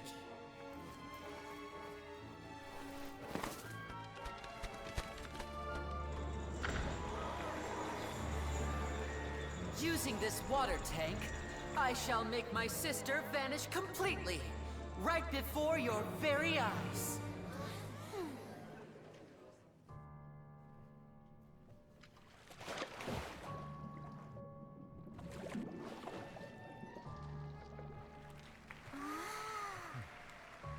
It's actually quite simple. She'll just turn into air bubbles and float right out of the top.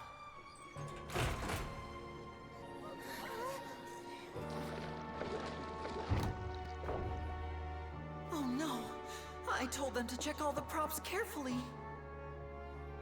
With the lid on, even air can't escape. An amateur magician would be getting very nervous right around now. Luckily, it's me on stage, so let me show you what a true virtuoso can do.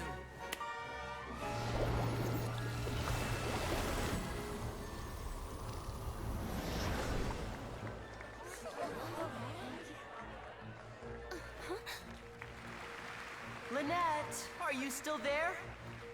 Don't go too far. We don't want to use up all our magic. Hi, I'm back. Uh-huh.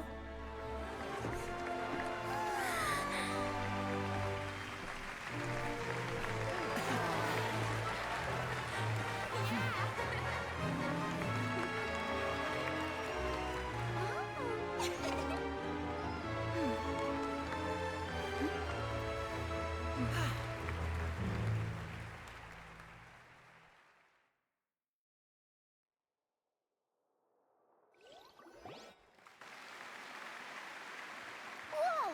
What in the world just happened? How did he do that? Paimon didn't see him do anything! Wasn't Lynette inside the water tank? How did she disappear and then reappear out of nowhere? If we could see easily through his tricks, then that would mean that his skills are still lacking. To appreciate magic, you should focus on the show happening on stage, rather than getting caught up in trying to see that which has been intentionally hidden. Guess you're right. Paimon couldn't believe her eyes when Lynette reappeared. Amazing! Thank you everyone. I'm glad you enjoyed that performance. But our magical journey has only just begun. I've prepared even more astonishing surprises for everyone here.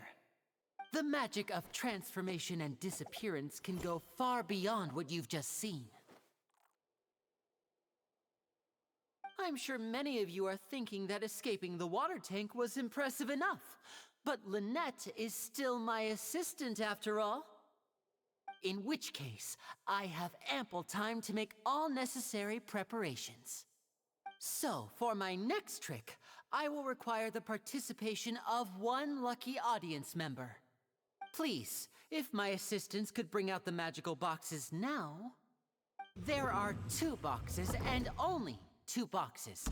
One is here, and one is there in the aisle among the audience.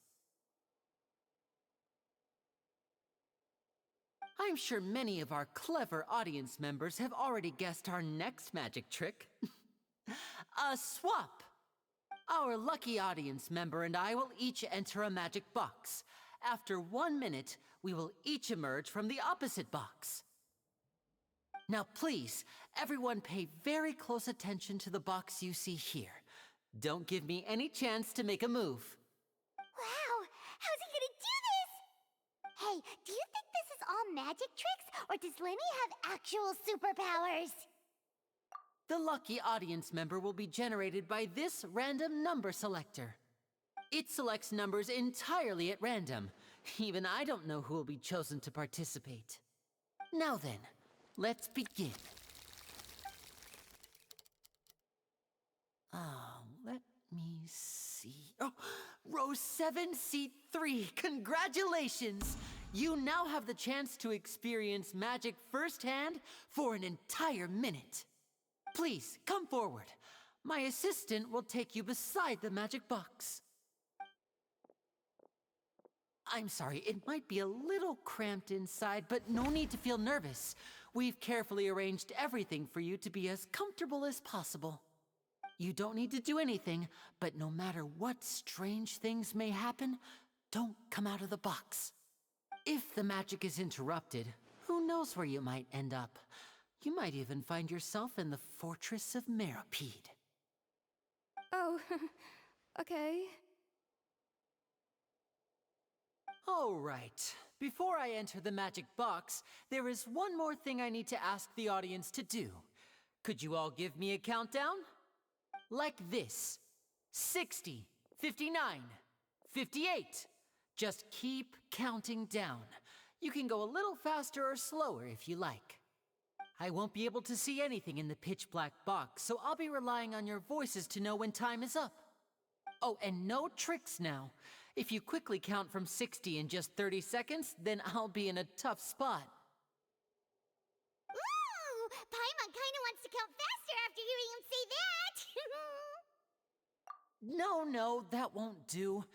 I can see it in your eyes. You still can't be trusted. Let's practice together. Come on, repeat after me. 60, 59, 58.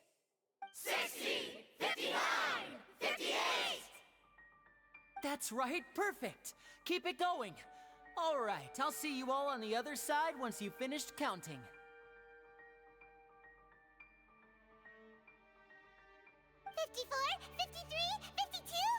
Huh? Why aren't you counting, Nervalet? I am counting in my head. I think things are exciting enough in here as it is. Merely a consequence of my identity and personality.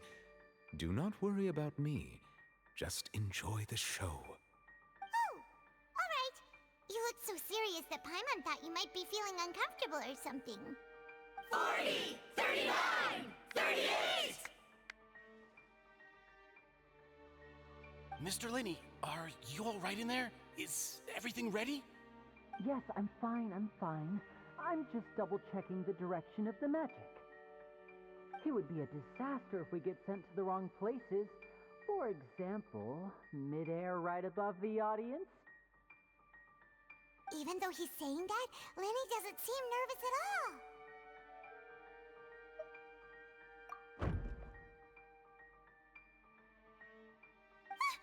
What was that noise? Did you hear it too? Not sure. Anyway, it doesn't seem like anyone's worried about it.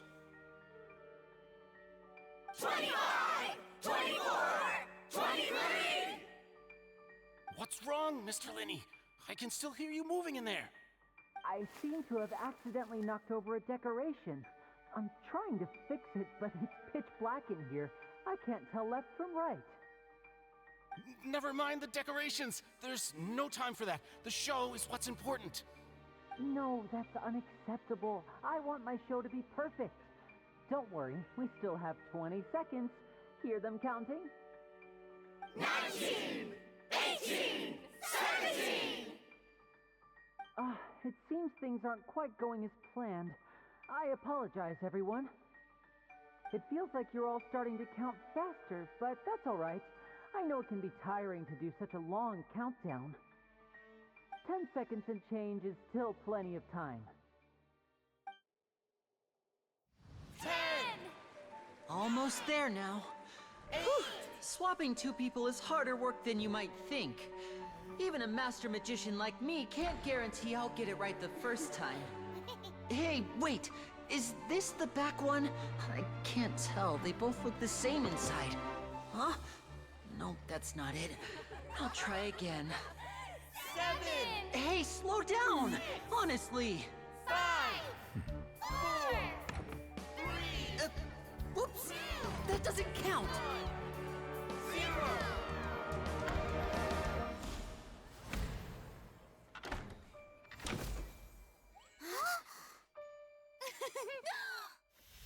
Ta-da!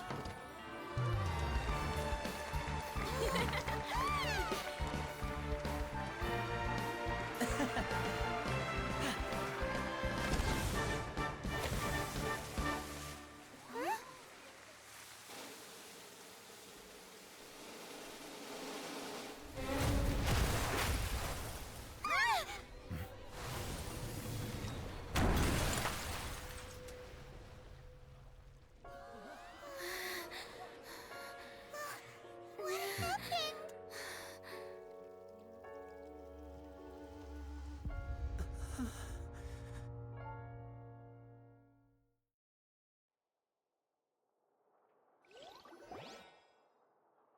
Huh? Is this part of the show? Mr. Lenny, you're going to use magic to fix the stage now, right? What happened? Oh no. Maybe this isn't part of the show. The girl was still in that box, right? This performance is over. Medical staff with me. Guards secure the scene and detain all the performers. Seal the exits. No one is allowed in or out at this time. Yes, that's right. If this was just an accident, then we must investigate the cause. But if this was all part of some scheme, then those accountable will not escape the judgment of the God of Justice! No need to be alarmed, you two. We'll get to the bottom of this soon enough.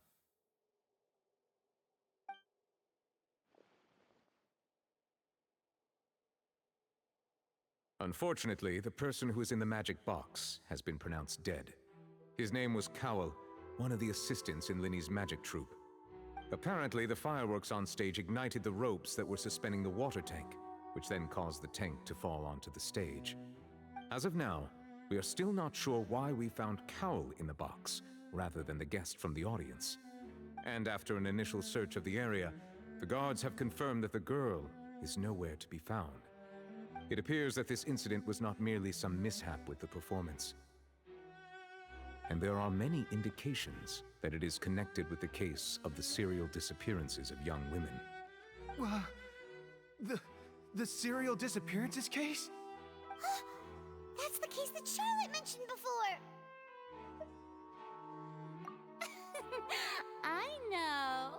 I know the truth.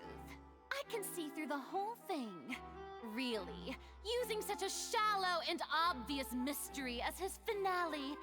Did he really underestimate us that badly? I say that our powerful magician, Mr. Linny, is now the prime suspect for the serial disappearances case. Huh? Why me? This whole thing was an accident. No, this all occurred during your magic show, did it not? The missing girl disappeared after being chosen, did she not? The deceased is one of your assistants, is he not? Now that I think about it, that whole speech about magicians making things disappear was nothing more than a provocation, a bald-faced challenge. That can't be right! How can Linny do this? He was in the box on the stage the entire time! We can even hear his voice! Besides, before the show, he told us that he would like to catch the criminal behind the disappearances! He couldn't possibly mean catching himself! Save discussion for a later time, please. Lady Farina, May I assume that your comments just now constitute an accusation against Mr. Linney and his associates, and that you are pressing charges? Huh? I just think that he... Well, I think it might be a little early to talk about formally pressing charges. But what Lady Farina said just now makes perfect sense. Looks like she's gonna personally deliver justice. A kidnapping and murder carried out under the cover of a magic show. Lady Farina said it all. I mean, of course, my dear people. But what excites me even more than the obvious truth before our eyes is the opponent I'll be facing. That's right. I mean you, Traveler. You'll support Linney, won't you? After all, he was the one who helped you the first time we met. Then there's no problem at all. You know, the Traveler and I already had a duel the first time we met. But with Linney's help, our little duel ended in a draw. But draws really are the most boring possible outcome. So, no more draws. Between the two of us, there must be a clear winner and loser. And what better place to hold such a riveting showdown and decide the true victor than here, on the grandest of stages, the Opera Epiclese. Huh? It wasn't a draw. She obviously lost last time. I understand. Charges have now been pressed, and as such, a trial is in order. Well, Traveler, seems Lady Farina has set you in her sights. But putting her dramatic rhetoric aside for a moment, I would like to ask you, are you willing to act as Mr. Linney's attorney and defend him in this case? Very well. The trial will be held a day from now in the Opera House. Both sides may investigate the scene to build their cases and search for the truth.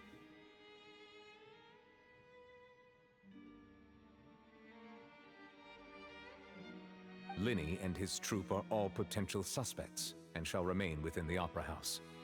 The audience may begin to leave in an orderly fashion once they have been cleared by the guards. A day isn't that long. Let's see what kind of case this big-shot Outlander can build in such a short amount of time.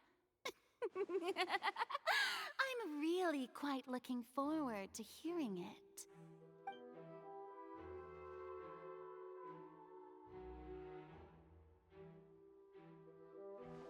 Linney!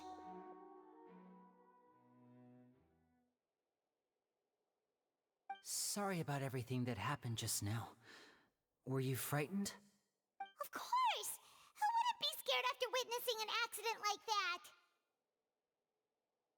Yeah, I'm a little shaken up myself. How could this happen? And poor Cal. I know you already claimed that you would defend me, but now it's just us talking. Tell me, do you think I could possibly be the murderer? Good to hear. Thank you so much for trusting me. I'm sure everyone sees me as the biggest suspect at this point. But if you ask me, the whole thing is mysteries layered upon mysteries, such that all that's left is confusion.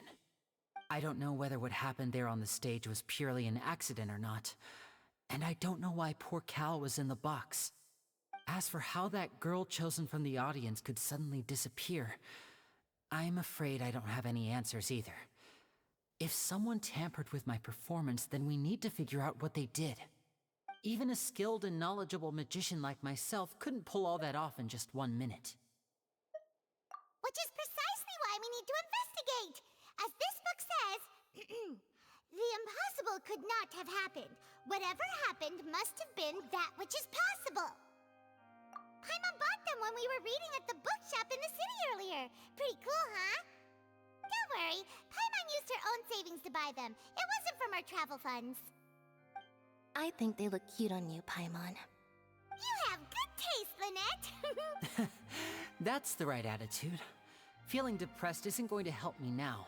I need to get back to my normal self. But with the guards watching our every move, it's going to be especially difficult for Lynette and I to prove our own innocence. Good thing you agreed to be our attorneys. Thanks for that. We'll be counting on you. Yes, thank you so much. Yeah, just leave it to us. Oh, since we're going to start investigating, Paimon has a question first. Where did Lynette go during the performance? Ah, well, I'm afraid that would involve some of our essential trade secrets as magicians. The secrets behind our magic are past saving, Linny. I suppose you're right. The truth behind our tricks is going to be important evidence that will be weighted during the trial. 'Tis truly a pity. As a magician, our magic show is a work of art. We've poured countless hours and spared no effort in perfecting it. But if revealing our secrets will help you uncover the truth behind what happened, then it will be well worth it. We should go somewhere else if we're going to discuss our magic tricks. We'll go speak with the guards, and in the meantime, you can go investigate the stage and the seating areas. Alright, let's go have a look while the investigation teams are still here. Detective Paimon is on the case!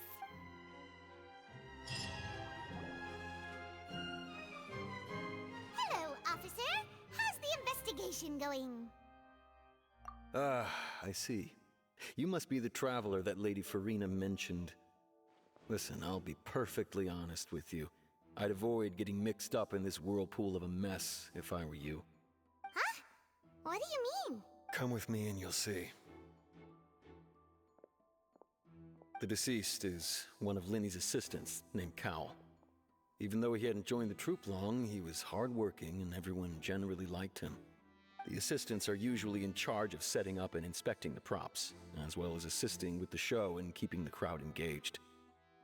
As you probably saw when you were in the audience, the water tank suddenly fell and smashed the box with Cowl inside it. This is the real mystery. We've already searched the scene and were unable to find any traces of the girl. However, if you look carefully, the box was positioned directly under the water tank. The ropes holding the tank were then burned by the pyrotechnics on stage, causing them to snap. All these factors lining up so perfectly makes it hard to see this as a mere accident. If anything, the more logical explanation is that the whole incident was intentionally planned, and Linny is the most likely person to have access to all these areas. But he doesn't have a motive! Are you both good friends of his?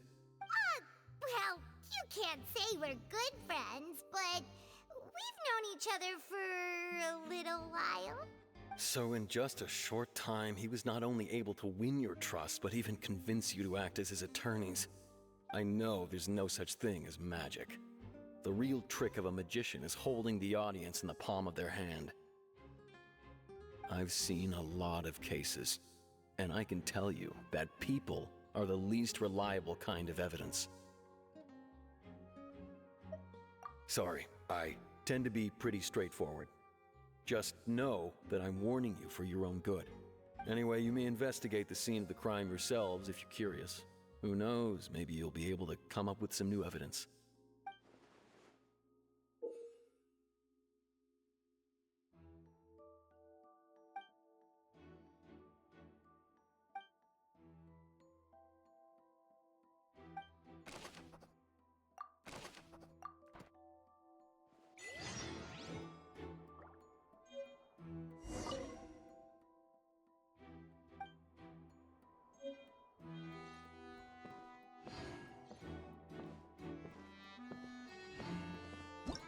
Whoever the murderer... Why would it be him?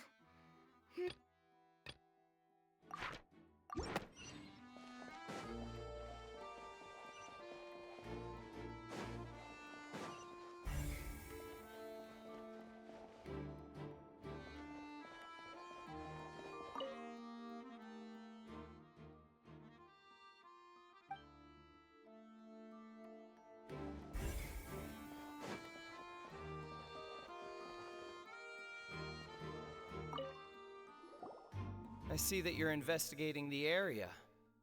Well, it just so happens that I'm interested too. If you find any new and interesting leads, be sure to share them with me, alright? We don't have too many thoughts yet. Then why don't I tell you my hypothesis first? The way I see it. And I'll start it with that loud thud. The thud?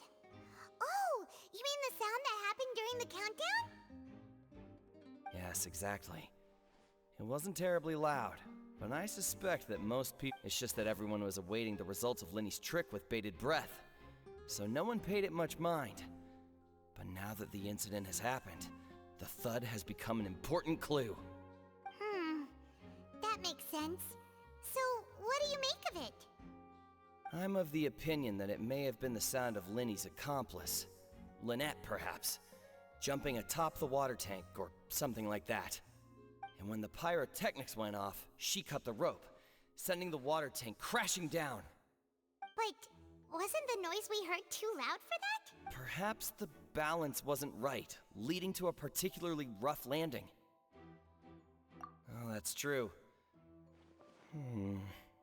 I suppose I must reconsider. That does remind Paimon, though. What was with that sound?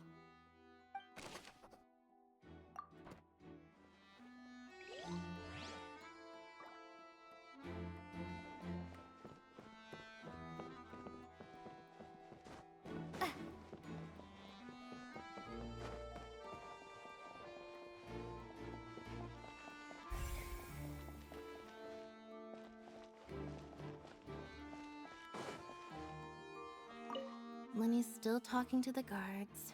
It seems he'll have... I think someone will be assigned to monitor us later, but that's alright.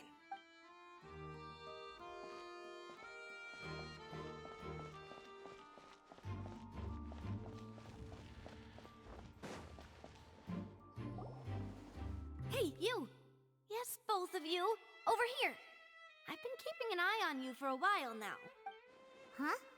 You mean us? That's right. If I'm not mistaken, you're also among those who wish to cut down the thorns and pursue the truth. No? And by the looks of it, you're not from Fontaine. Well, you're right on the more about that one, but who are you?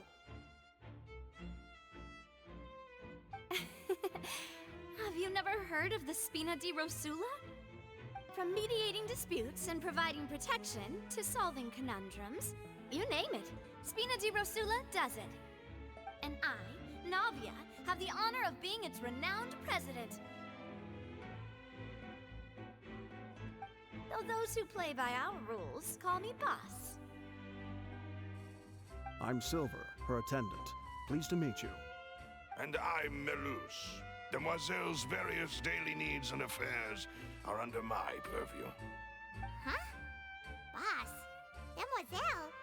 What gives with the names? Well, I am the second generation president. Melus and the others are still used to my previous title. My apologies, Demoiselle. Should you prefer, boss, I will endeavor to use that instead. No, no need. You don't have to call me boss. Just Navia is fine. Okay, if you say so. Not that we're members of Spina di Rosula anyway. All merely trifling details. Never mind. Now, back to the situation at hand. That's right. I've always kept an eye on the serial disappearance cases. My interest stems from a matter back from my father's time. Judging from the look of things, I find Linny an unlikely mastermind. Really? We think so too! That's why we're looking for clues now! But how did you come to that conclusion? Intuition, naturally. My unparalleled intuition. Farina sure was quick to point the finger at Linny without any decisive evidence whatsoever, wasn't she? But that's not uncommon for her. If you remember, the Justice had to interrupt her and ask if she was pressing charges just to keep her from getting carried away. Anyway, a trial begins the moment someone levels charges. And, of course, there was no way Farina was going to back down in that situation. Sounds more like you just don't trust the Hydro Archon. Well, what's your opinion? I must admit that she can be interesting at times, but liking her doesn't mean that I'll blindly agree with her. All right, I've answered your question. Now, it's time you answer mine. Wait a minute! Did that answer count? Well, I say it does. But don't worry, you won't hear any pointless questions from me.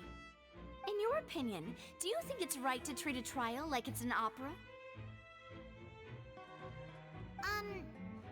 Well? And why would that be?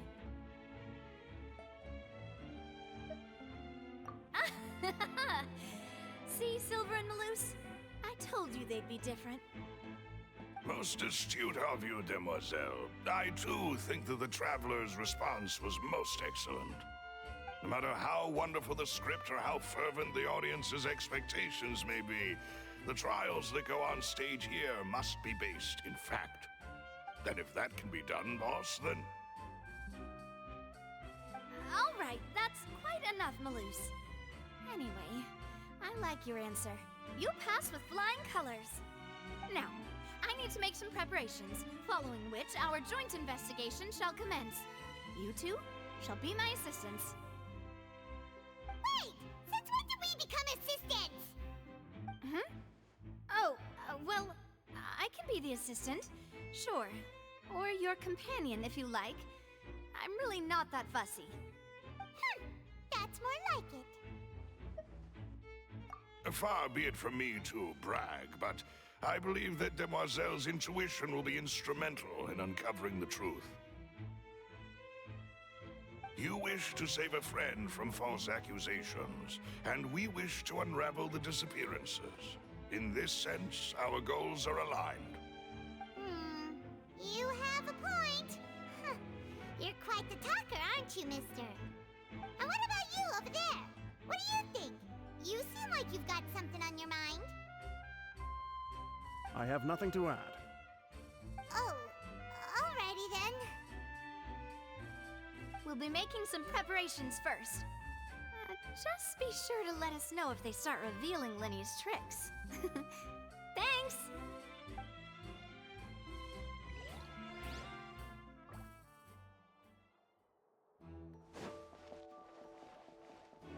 Why would it be him?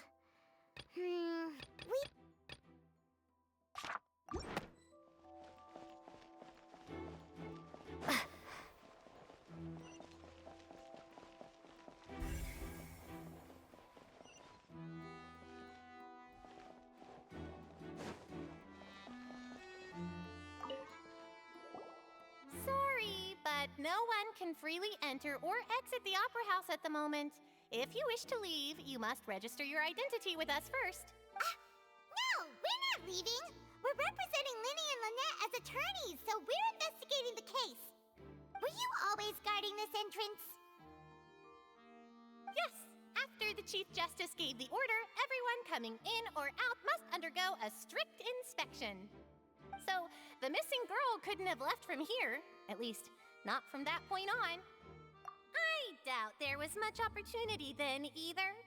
How can you be so sure, Well, because I was in charge of security near the entrance at that time. I couldn't see Linny's performance from here, which was quite a shame. But still, I did not abandon my post. And I stayed put no matter how loud the applause was. If someone had so much as even approached the door, I would have noticed it, let alone if they had tried to leave. We Melazines are good at that sort of thing, you know. So, it's safe to say the girl couldn't have left through here. Alright, thank you for your help. This'll be useful info.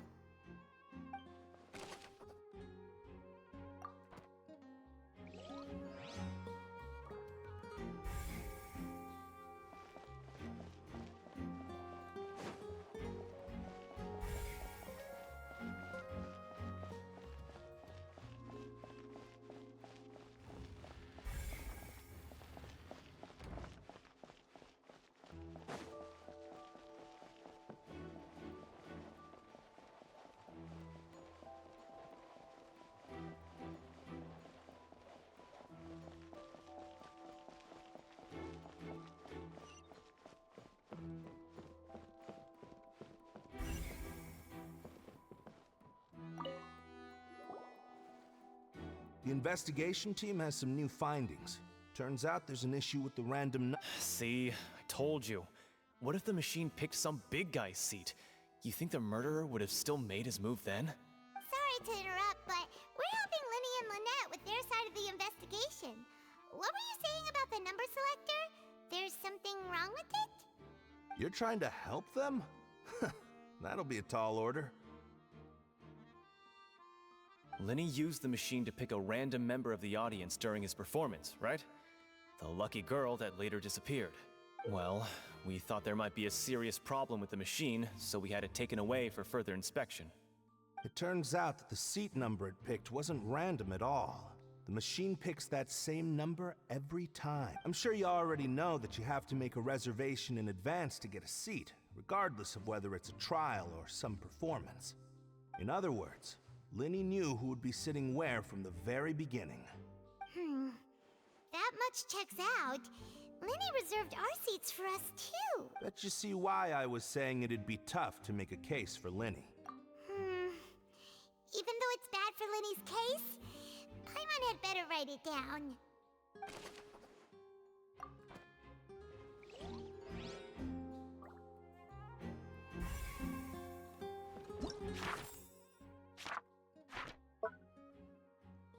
People needed to register and reserve. Wait, the performance would not have...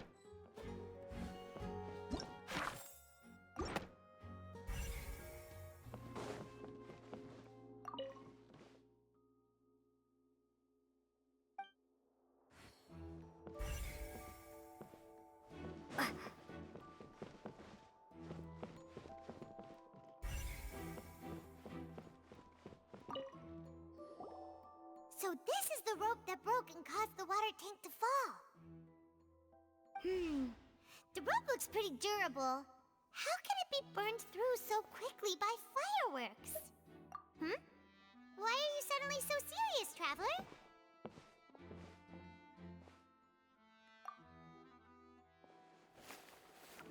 Whoa. Look! This bit is made from different material! Most of it was burned away, but there's still a little bit of it left. So if a rope meant to hold something was made with that kind of material in it, then wait, Paimon should write all this down. Let's take notes.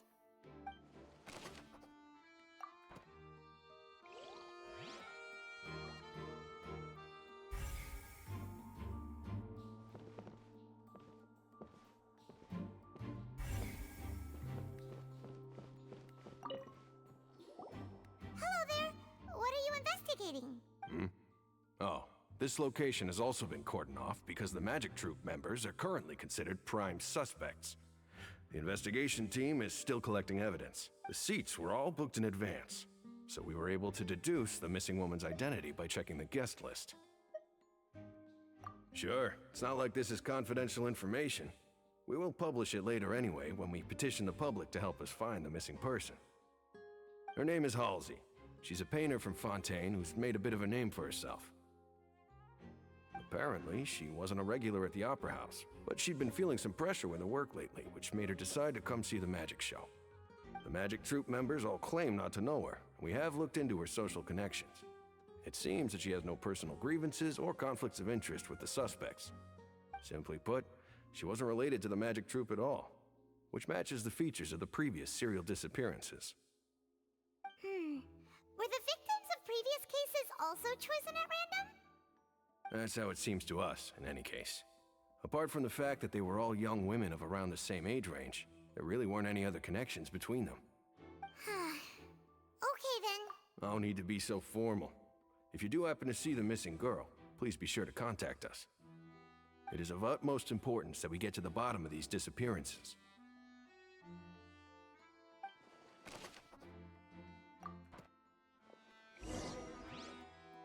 We've checked everything of note here at the performance venue. Paimon wonders how Linny's discussion with the guards is going. Let's go see, shall we? Ooh, things are getting interesting, huh? We're about to see how magic is made.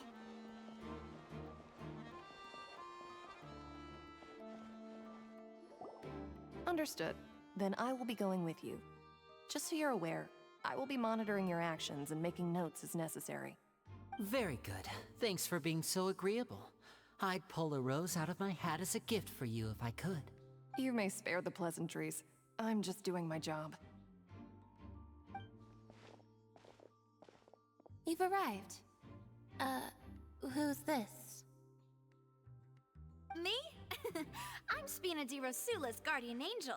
If you've got a problem, I've got the firepower. Sorry, I got a little carried away there. Call me Navia.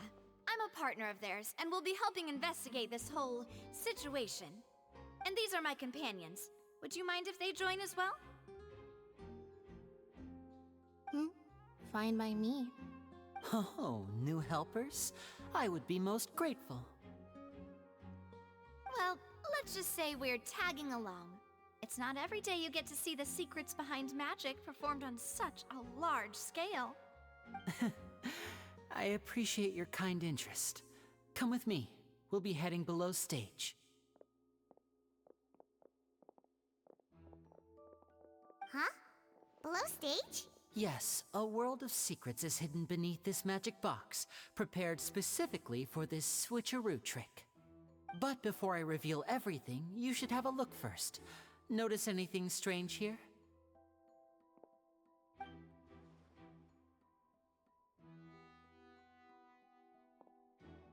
I'm not trying to be dramatic. Remembering the details of a trick will help you understand the methods used to perform it more easily. Huh. Weren't there balloons and other decorations here? Where did all that go? Ah, good eye. That said, you're still far from discovering the answer. The back? You mean the inside of the door? What's different about it? Paimon didn't notice anything. Very good indeed. I thought you might not be able to catch that, given that you were sitting in the first row. The back of this door was patterned. Those patterns are now gone, replaced by a smooth wooden board. So, if you put 2 and 2 together, what do you get? Exactly. All right, let's go. I'll tell you how it works as we head down.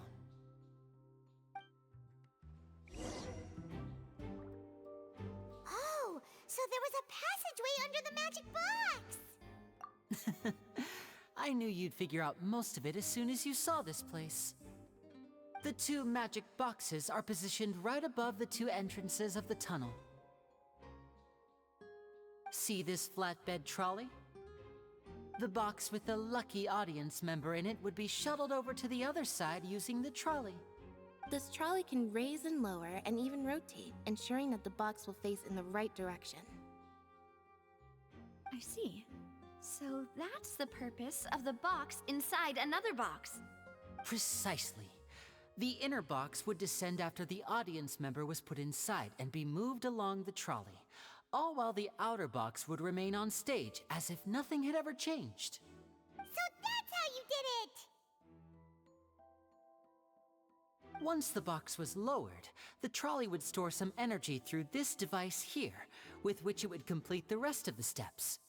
The audience member would only be able to feel some slight movements in the dark, and by the time she walked out, she would already be back on stage. Right! You were talking that whole time, and you even came out for a moment near the end! Ah, yes. A phonograph operated by Lynette was used to achieve that effect. My assistant and I had already scripted our conversation beforehand. When the countdown began, I had already gone to the opposite box via a tunnel using that ladder. And what about Lynette? Where was she? I was in the mezzanine space in the back of the box. Oh, interesting! That's how we were able to coordinate Linny's lines with the assistant. And, by the way, I was the one who walked out of the box at the end. I mean, we are twins. All it takes is a change of clothes and no one can tell who's who. And that's my favorite part of this trick. Only Lynette and I can perform it. So that's how it all worked! Wow! Every detail you were... Lynette would briefly walk out of the box and then go back in, jumping into the tunnel and escaping before the box on the trolley could finish ascending. And then I walk out of the other box in the audience area, and the trick would be complete. The operative word here being would. But as you saw, Cal was in the box, not our audience member. She, on the other hand, mysteriously vanished. We really don't know how that happened. If not for that interlude, this would have been an astonishing trick. I probably never would have figured out how you pulled it off. And yet, to think that someone was able to use this magic trick to commit a crime. Could we have a look around? I think we can come up with some more leads. This is the scene of the crime, so Linny and Lynette are not permitted to stay here. I'll escort them back up. Yes, of course. No need to be so strict now. I won't disappear into thin air, you know. Thanks, everyone. We're counting on you.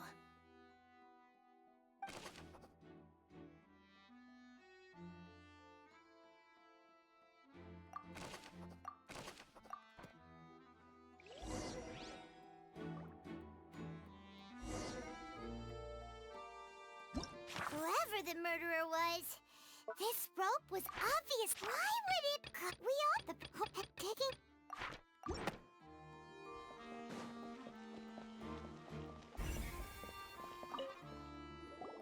The floor is wet. Please be careful not to slip. Speaking of which, why would there be water here?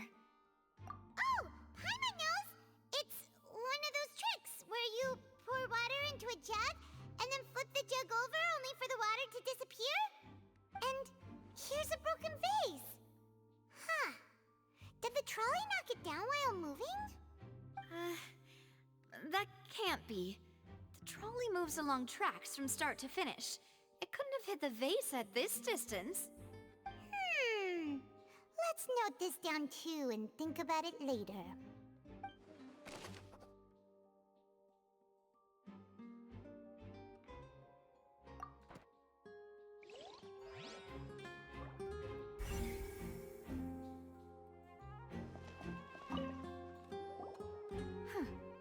What's this? Looks like a hook tied to the end of a rope. Huh? There's all kinds of odds and ends here. Perhaps it was a prop for a different trick. But why would it have been left here? Whatever it is, let's make a note of it first.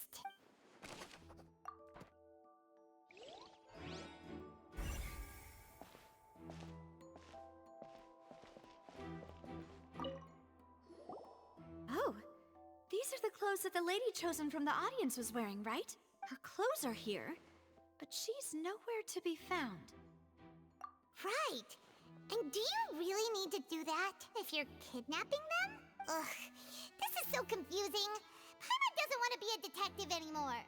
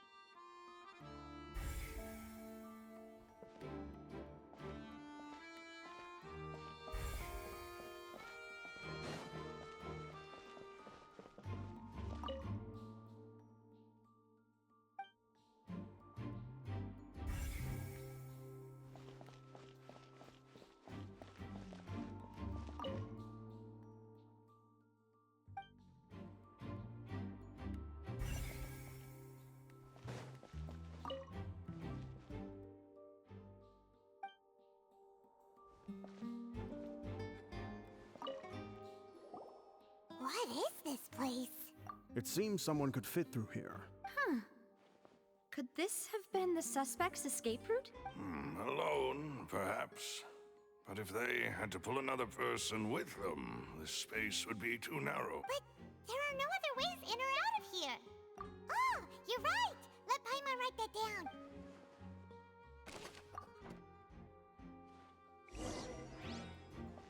Seems we're just about done investigating down here. Yes. Let's head back up.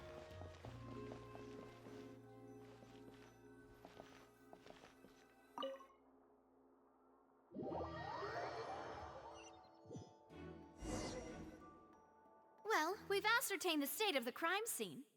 Let's find a place to sort out our findings once Malus returns. It seems to me that there are several things that don't add up here. Apologies for the wait, demoiselle. So, what did the guards say? Did the criminal escape through the vent? They believe the odds of that are very low, since the vent leads to the Opera House's basement. The guards have checked the area carefully. No one left through the basement during the performance or after the incident, and no one was found hiding there. So the tunnels become like a secret chamber then. You know, like the kind you usually see in novels. The plot thickens. Halsey's disappearance and Cowell's death are both quite inexplicable. No wonder Farina was so confident in her accusation. All the current evidence points toward Linny and Lynette. In other words, the charges are very likely to be upheld unless we make some considerable progress. Charges and then trial. So if the charges are upheld, they'll announce a sentence? That's right. This is how a trial goes in the Opera House. That's right. This is how indemnitium is produced. The statements from both sides, the defenses from attorneys, witness testimonies, and even the audience's emotions will all be projected on the oratrice. To put it simply, it's as if the oratrice has its own will, and is a judge in its own right. This also precludes any kind of favoritism on the part of the Chief Justice. Not that this has ever happened anyway. Once both sides have finished speaking, the Chief Justice will make his final decision. This, too, will be used by the oratrice as a reference. Then, finally, the oratrice will be consulted by officials. The result it returns is the will of justice itself. Huh? So that machine is the one that actually decides? Paimon thought Neverlet called the shots. In practice, there is very little difference. Both have always come to the same judgment, which is why people have great faith in the Chief Justice. Ah, yes, the guards also asked me to convey that none of us will be allowed to leave this place before the trial. Huh? Why? Because we've chosen to act as the twins' proxies. That makes us persons related to the case. They're concerned that we might be colluding with outside parties, or that we might find outside help to disrupt the case. And even if that were not so, it could prove problematic if we happen to spread key information about the case ahead of time. I'm ready to break out at any time. Whoa! There's no need for that! Paimon thinks they have a point. That said, are they providing food? Of course. I just hope you don't mind the lack of options. I'm afraid that catering to all tastes is not in the cards, nor is any guarantee of balanced nutrition. In that case, let's just sort out our findings together here. Pity. I was hoping to take you to try some of Fontaine's famous desserts, too. I mean, what better way to properly think through our findings than over some tea and sweets? Huh. Breaking out suddenly doesn't seem like such a bad idea after all. Just kidding! Just kidding! Paimon will still do her best, even if there are no snacks. What do you mean, no snacks? Of course we'll have snacks. If we cannot buy some, then we'll simply make some. Huh? Here? But how? Understood, demoiselle. Everyone, please come with me.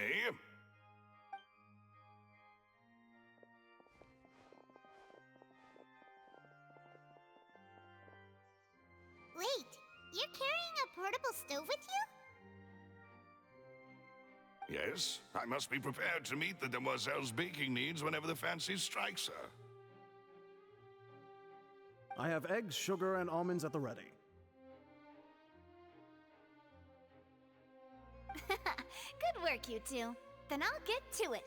Please sit tight for a moment. You'll get to taste my awesome snacks soon enough. These three are quite the interesting group.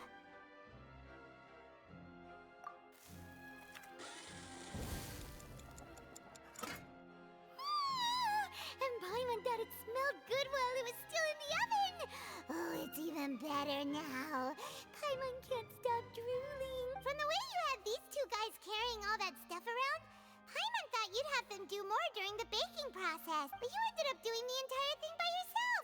Beating the egg whites, grinding almonds, everything. I was applauding.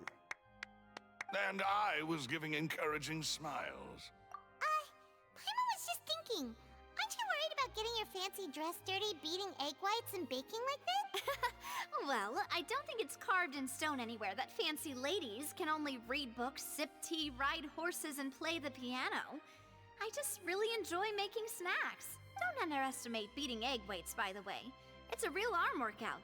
You also need to beat them to just the right consistency, or your macarons will crack. Anyway, give these a try, fresh out of the oven. There's 3 for each of us. Only 3? Well, eating too many sweet treats might send all that sugar to your head. You wouldn't be able to think clearly about the case on a sugar rush, would you? Tea is ready to be served as well. This is Demoiselle's favorite, strong black tea with a floral fragrance that clears the mind and lifts the spirit. No need for concern. I'm merely doing as I should.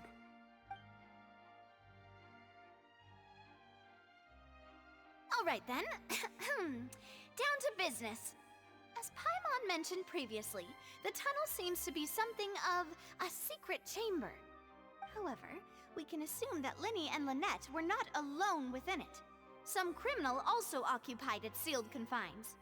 The magician twins could have committed the crimes, of course, but they lack any logical motive. Exactly! Why would they do such a thing right when everyone was watching?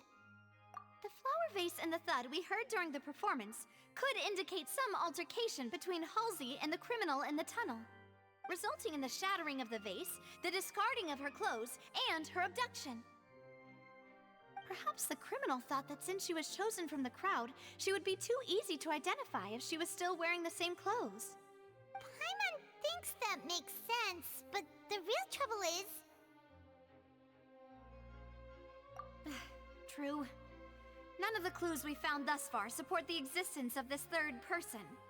But the only people left to consider are both technically victims, whether it's the missing girl, Halsey, or poor Cowl. Huh.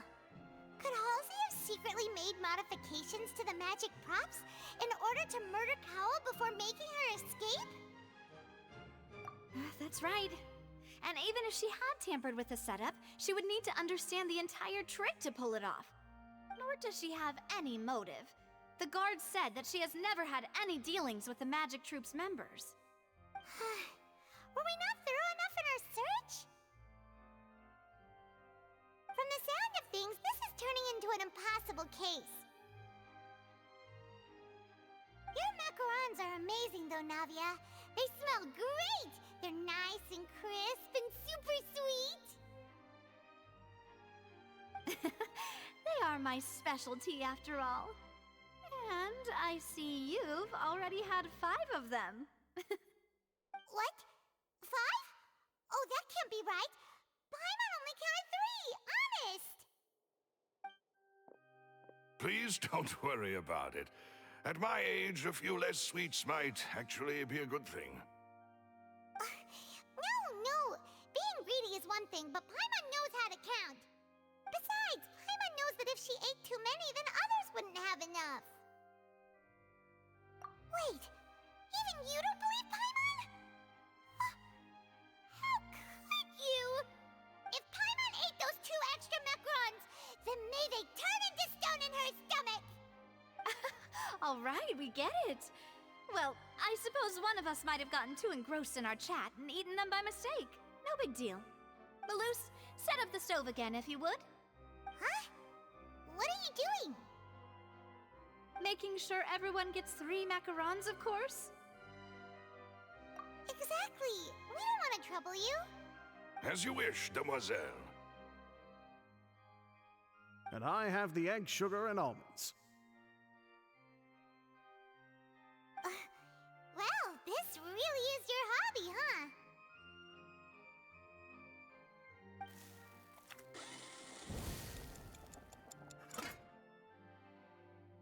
Well, that's it for snack time. I'm going to have another look around the area. I don't know what we're looking for yet, but we've still got some time. As attorneys, I suggest the 2 of you think the case over again. It would be awkward if you got all tongue-tied on stage during the trial. All right, thanks for your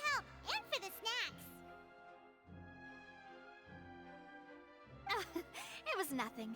A small task for the Spina di Rosula. Silver, Malus, it's time to go.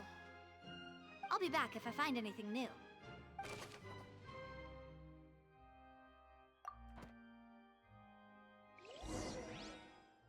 Alright, it's time to put our heads together. We've got to get our defense ready for the trial. Oh, it's probably gonna be a long and difficult case. There's no point in worrying about that now. We just need to prepare. Here, take Paimon's notes. They should help you review the situation.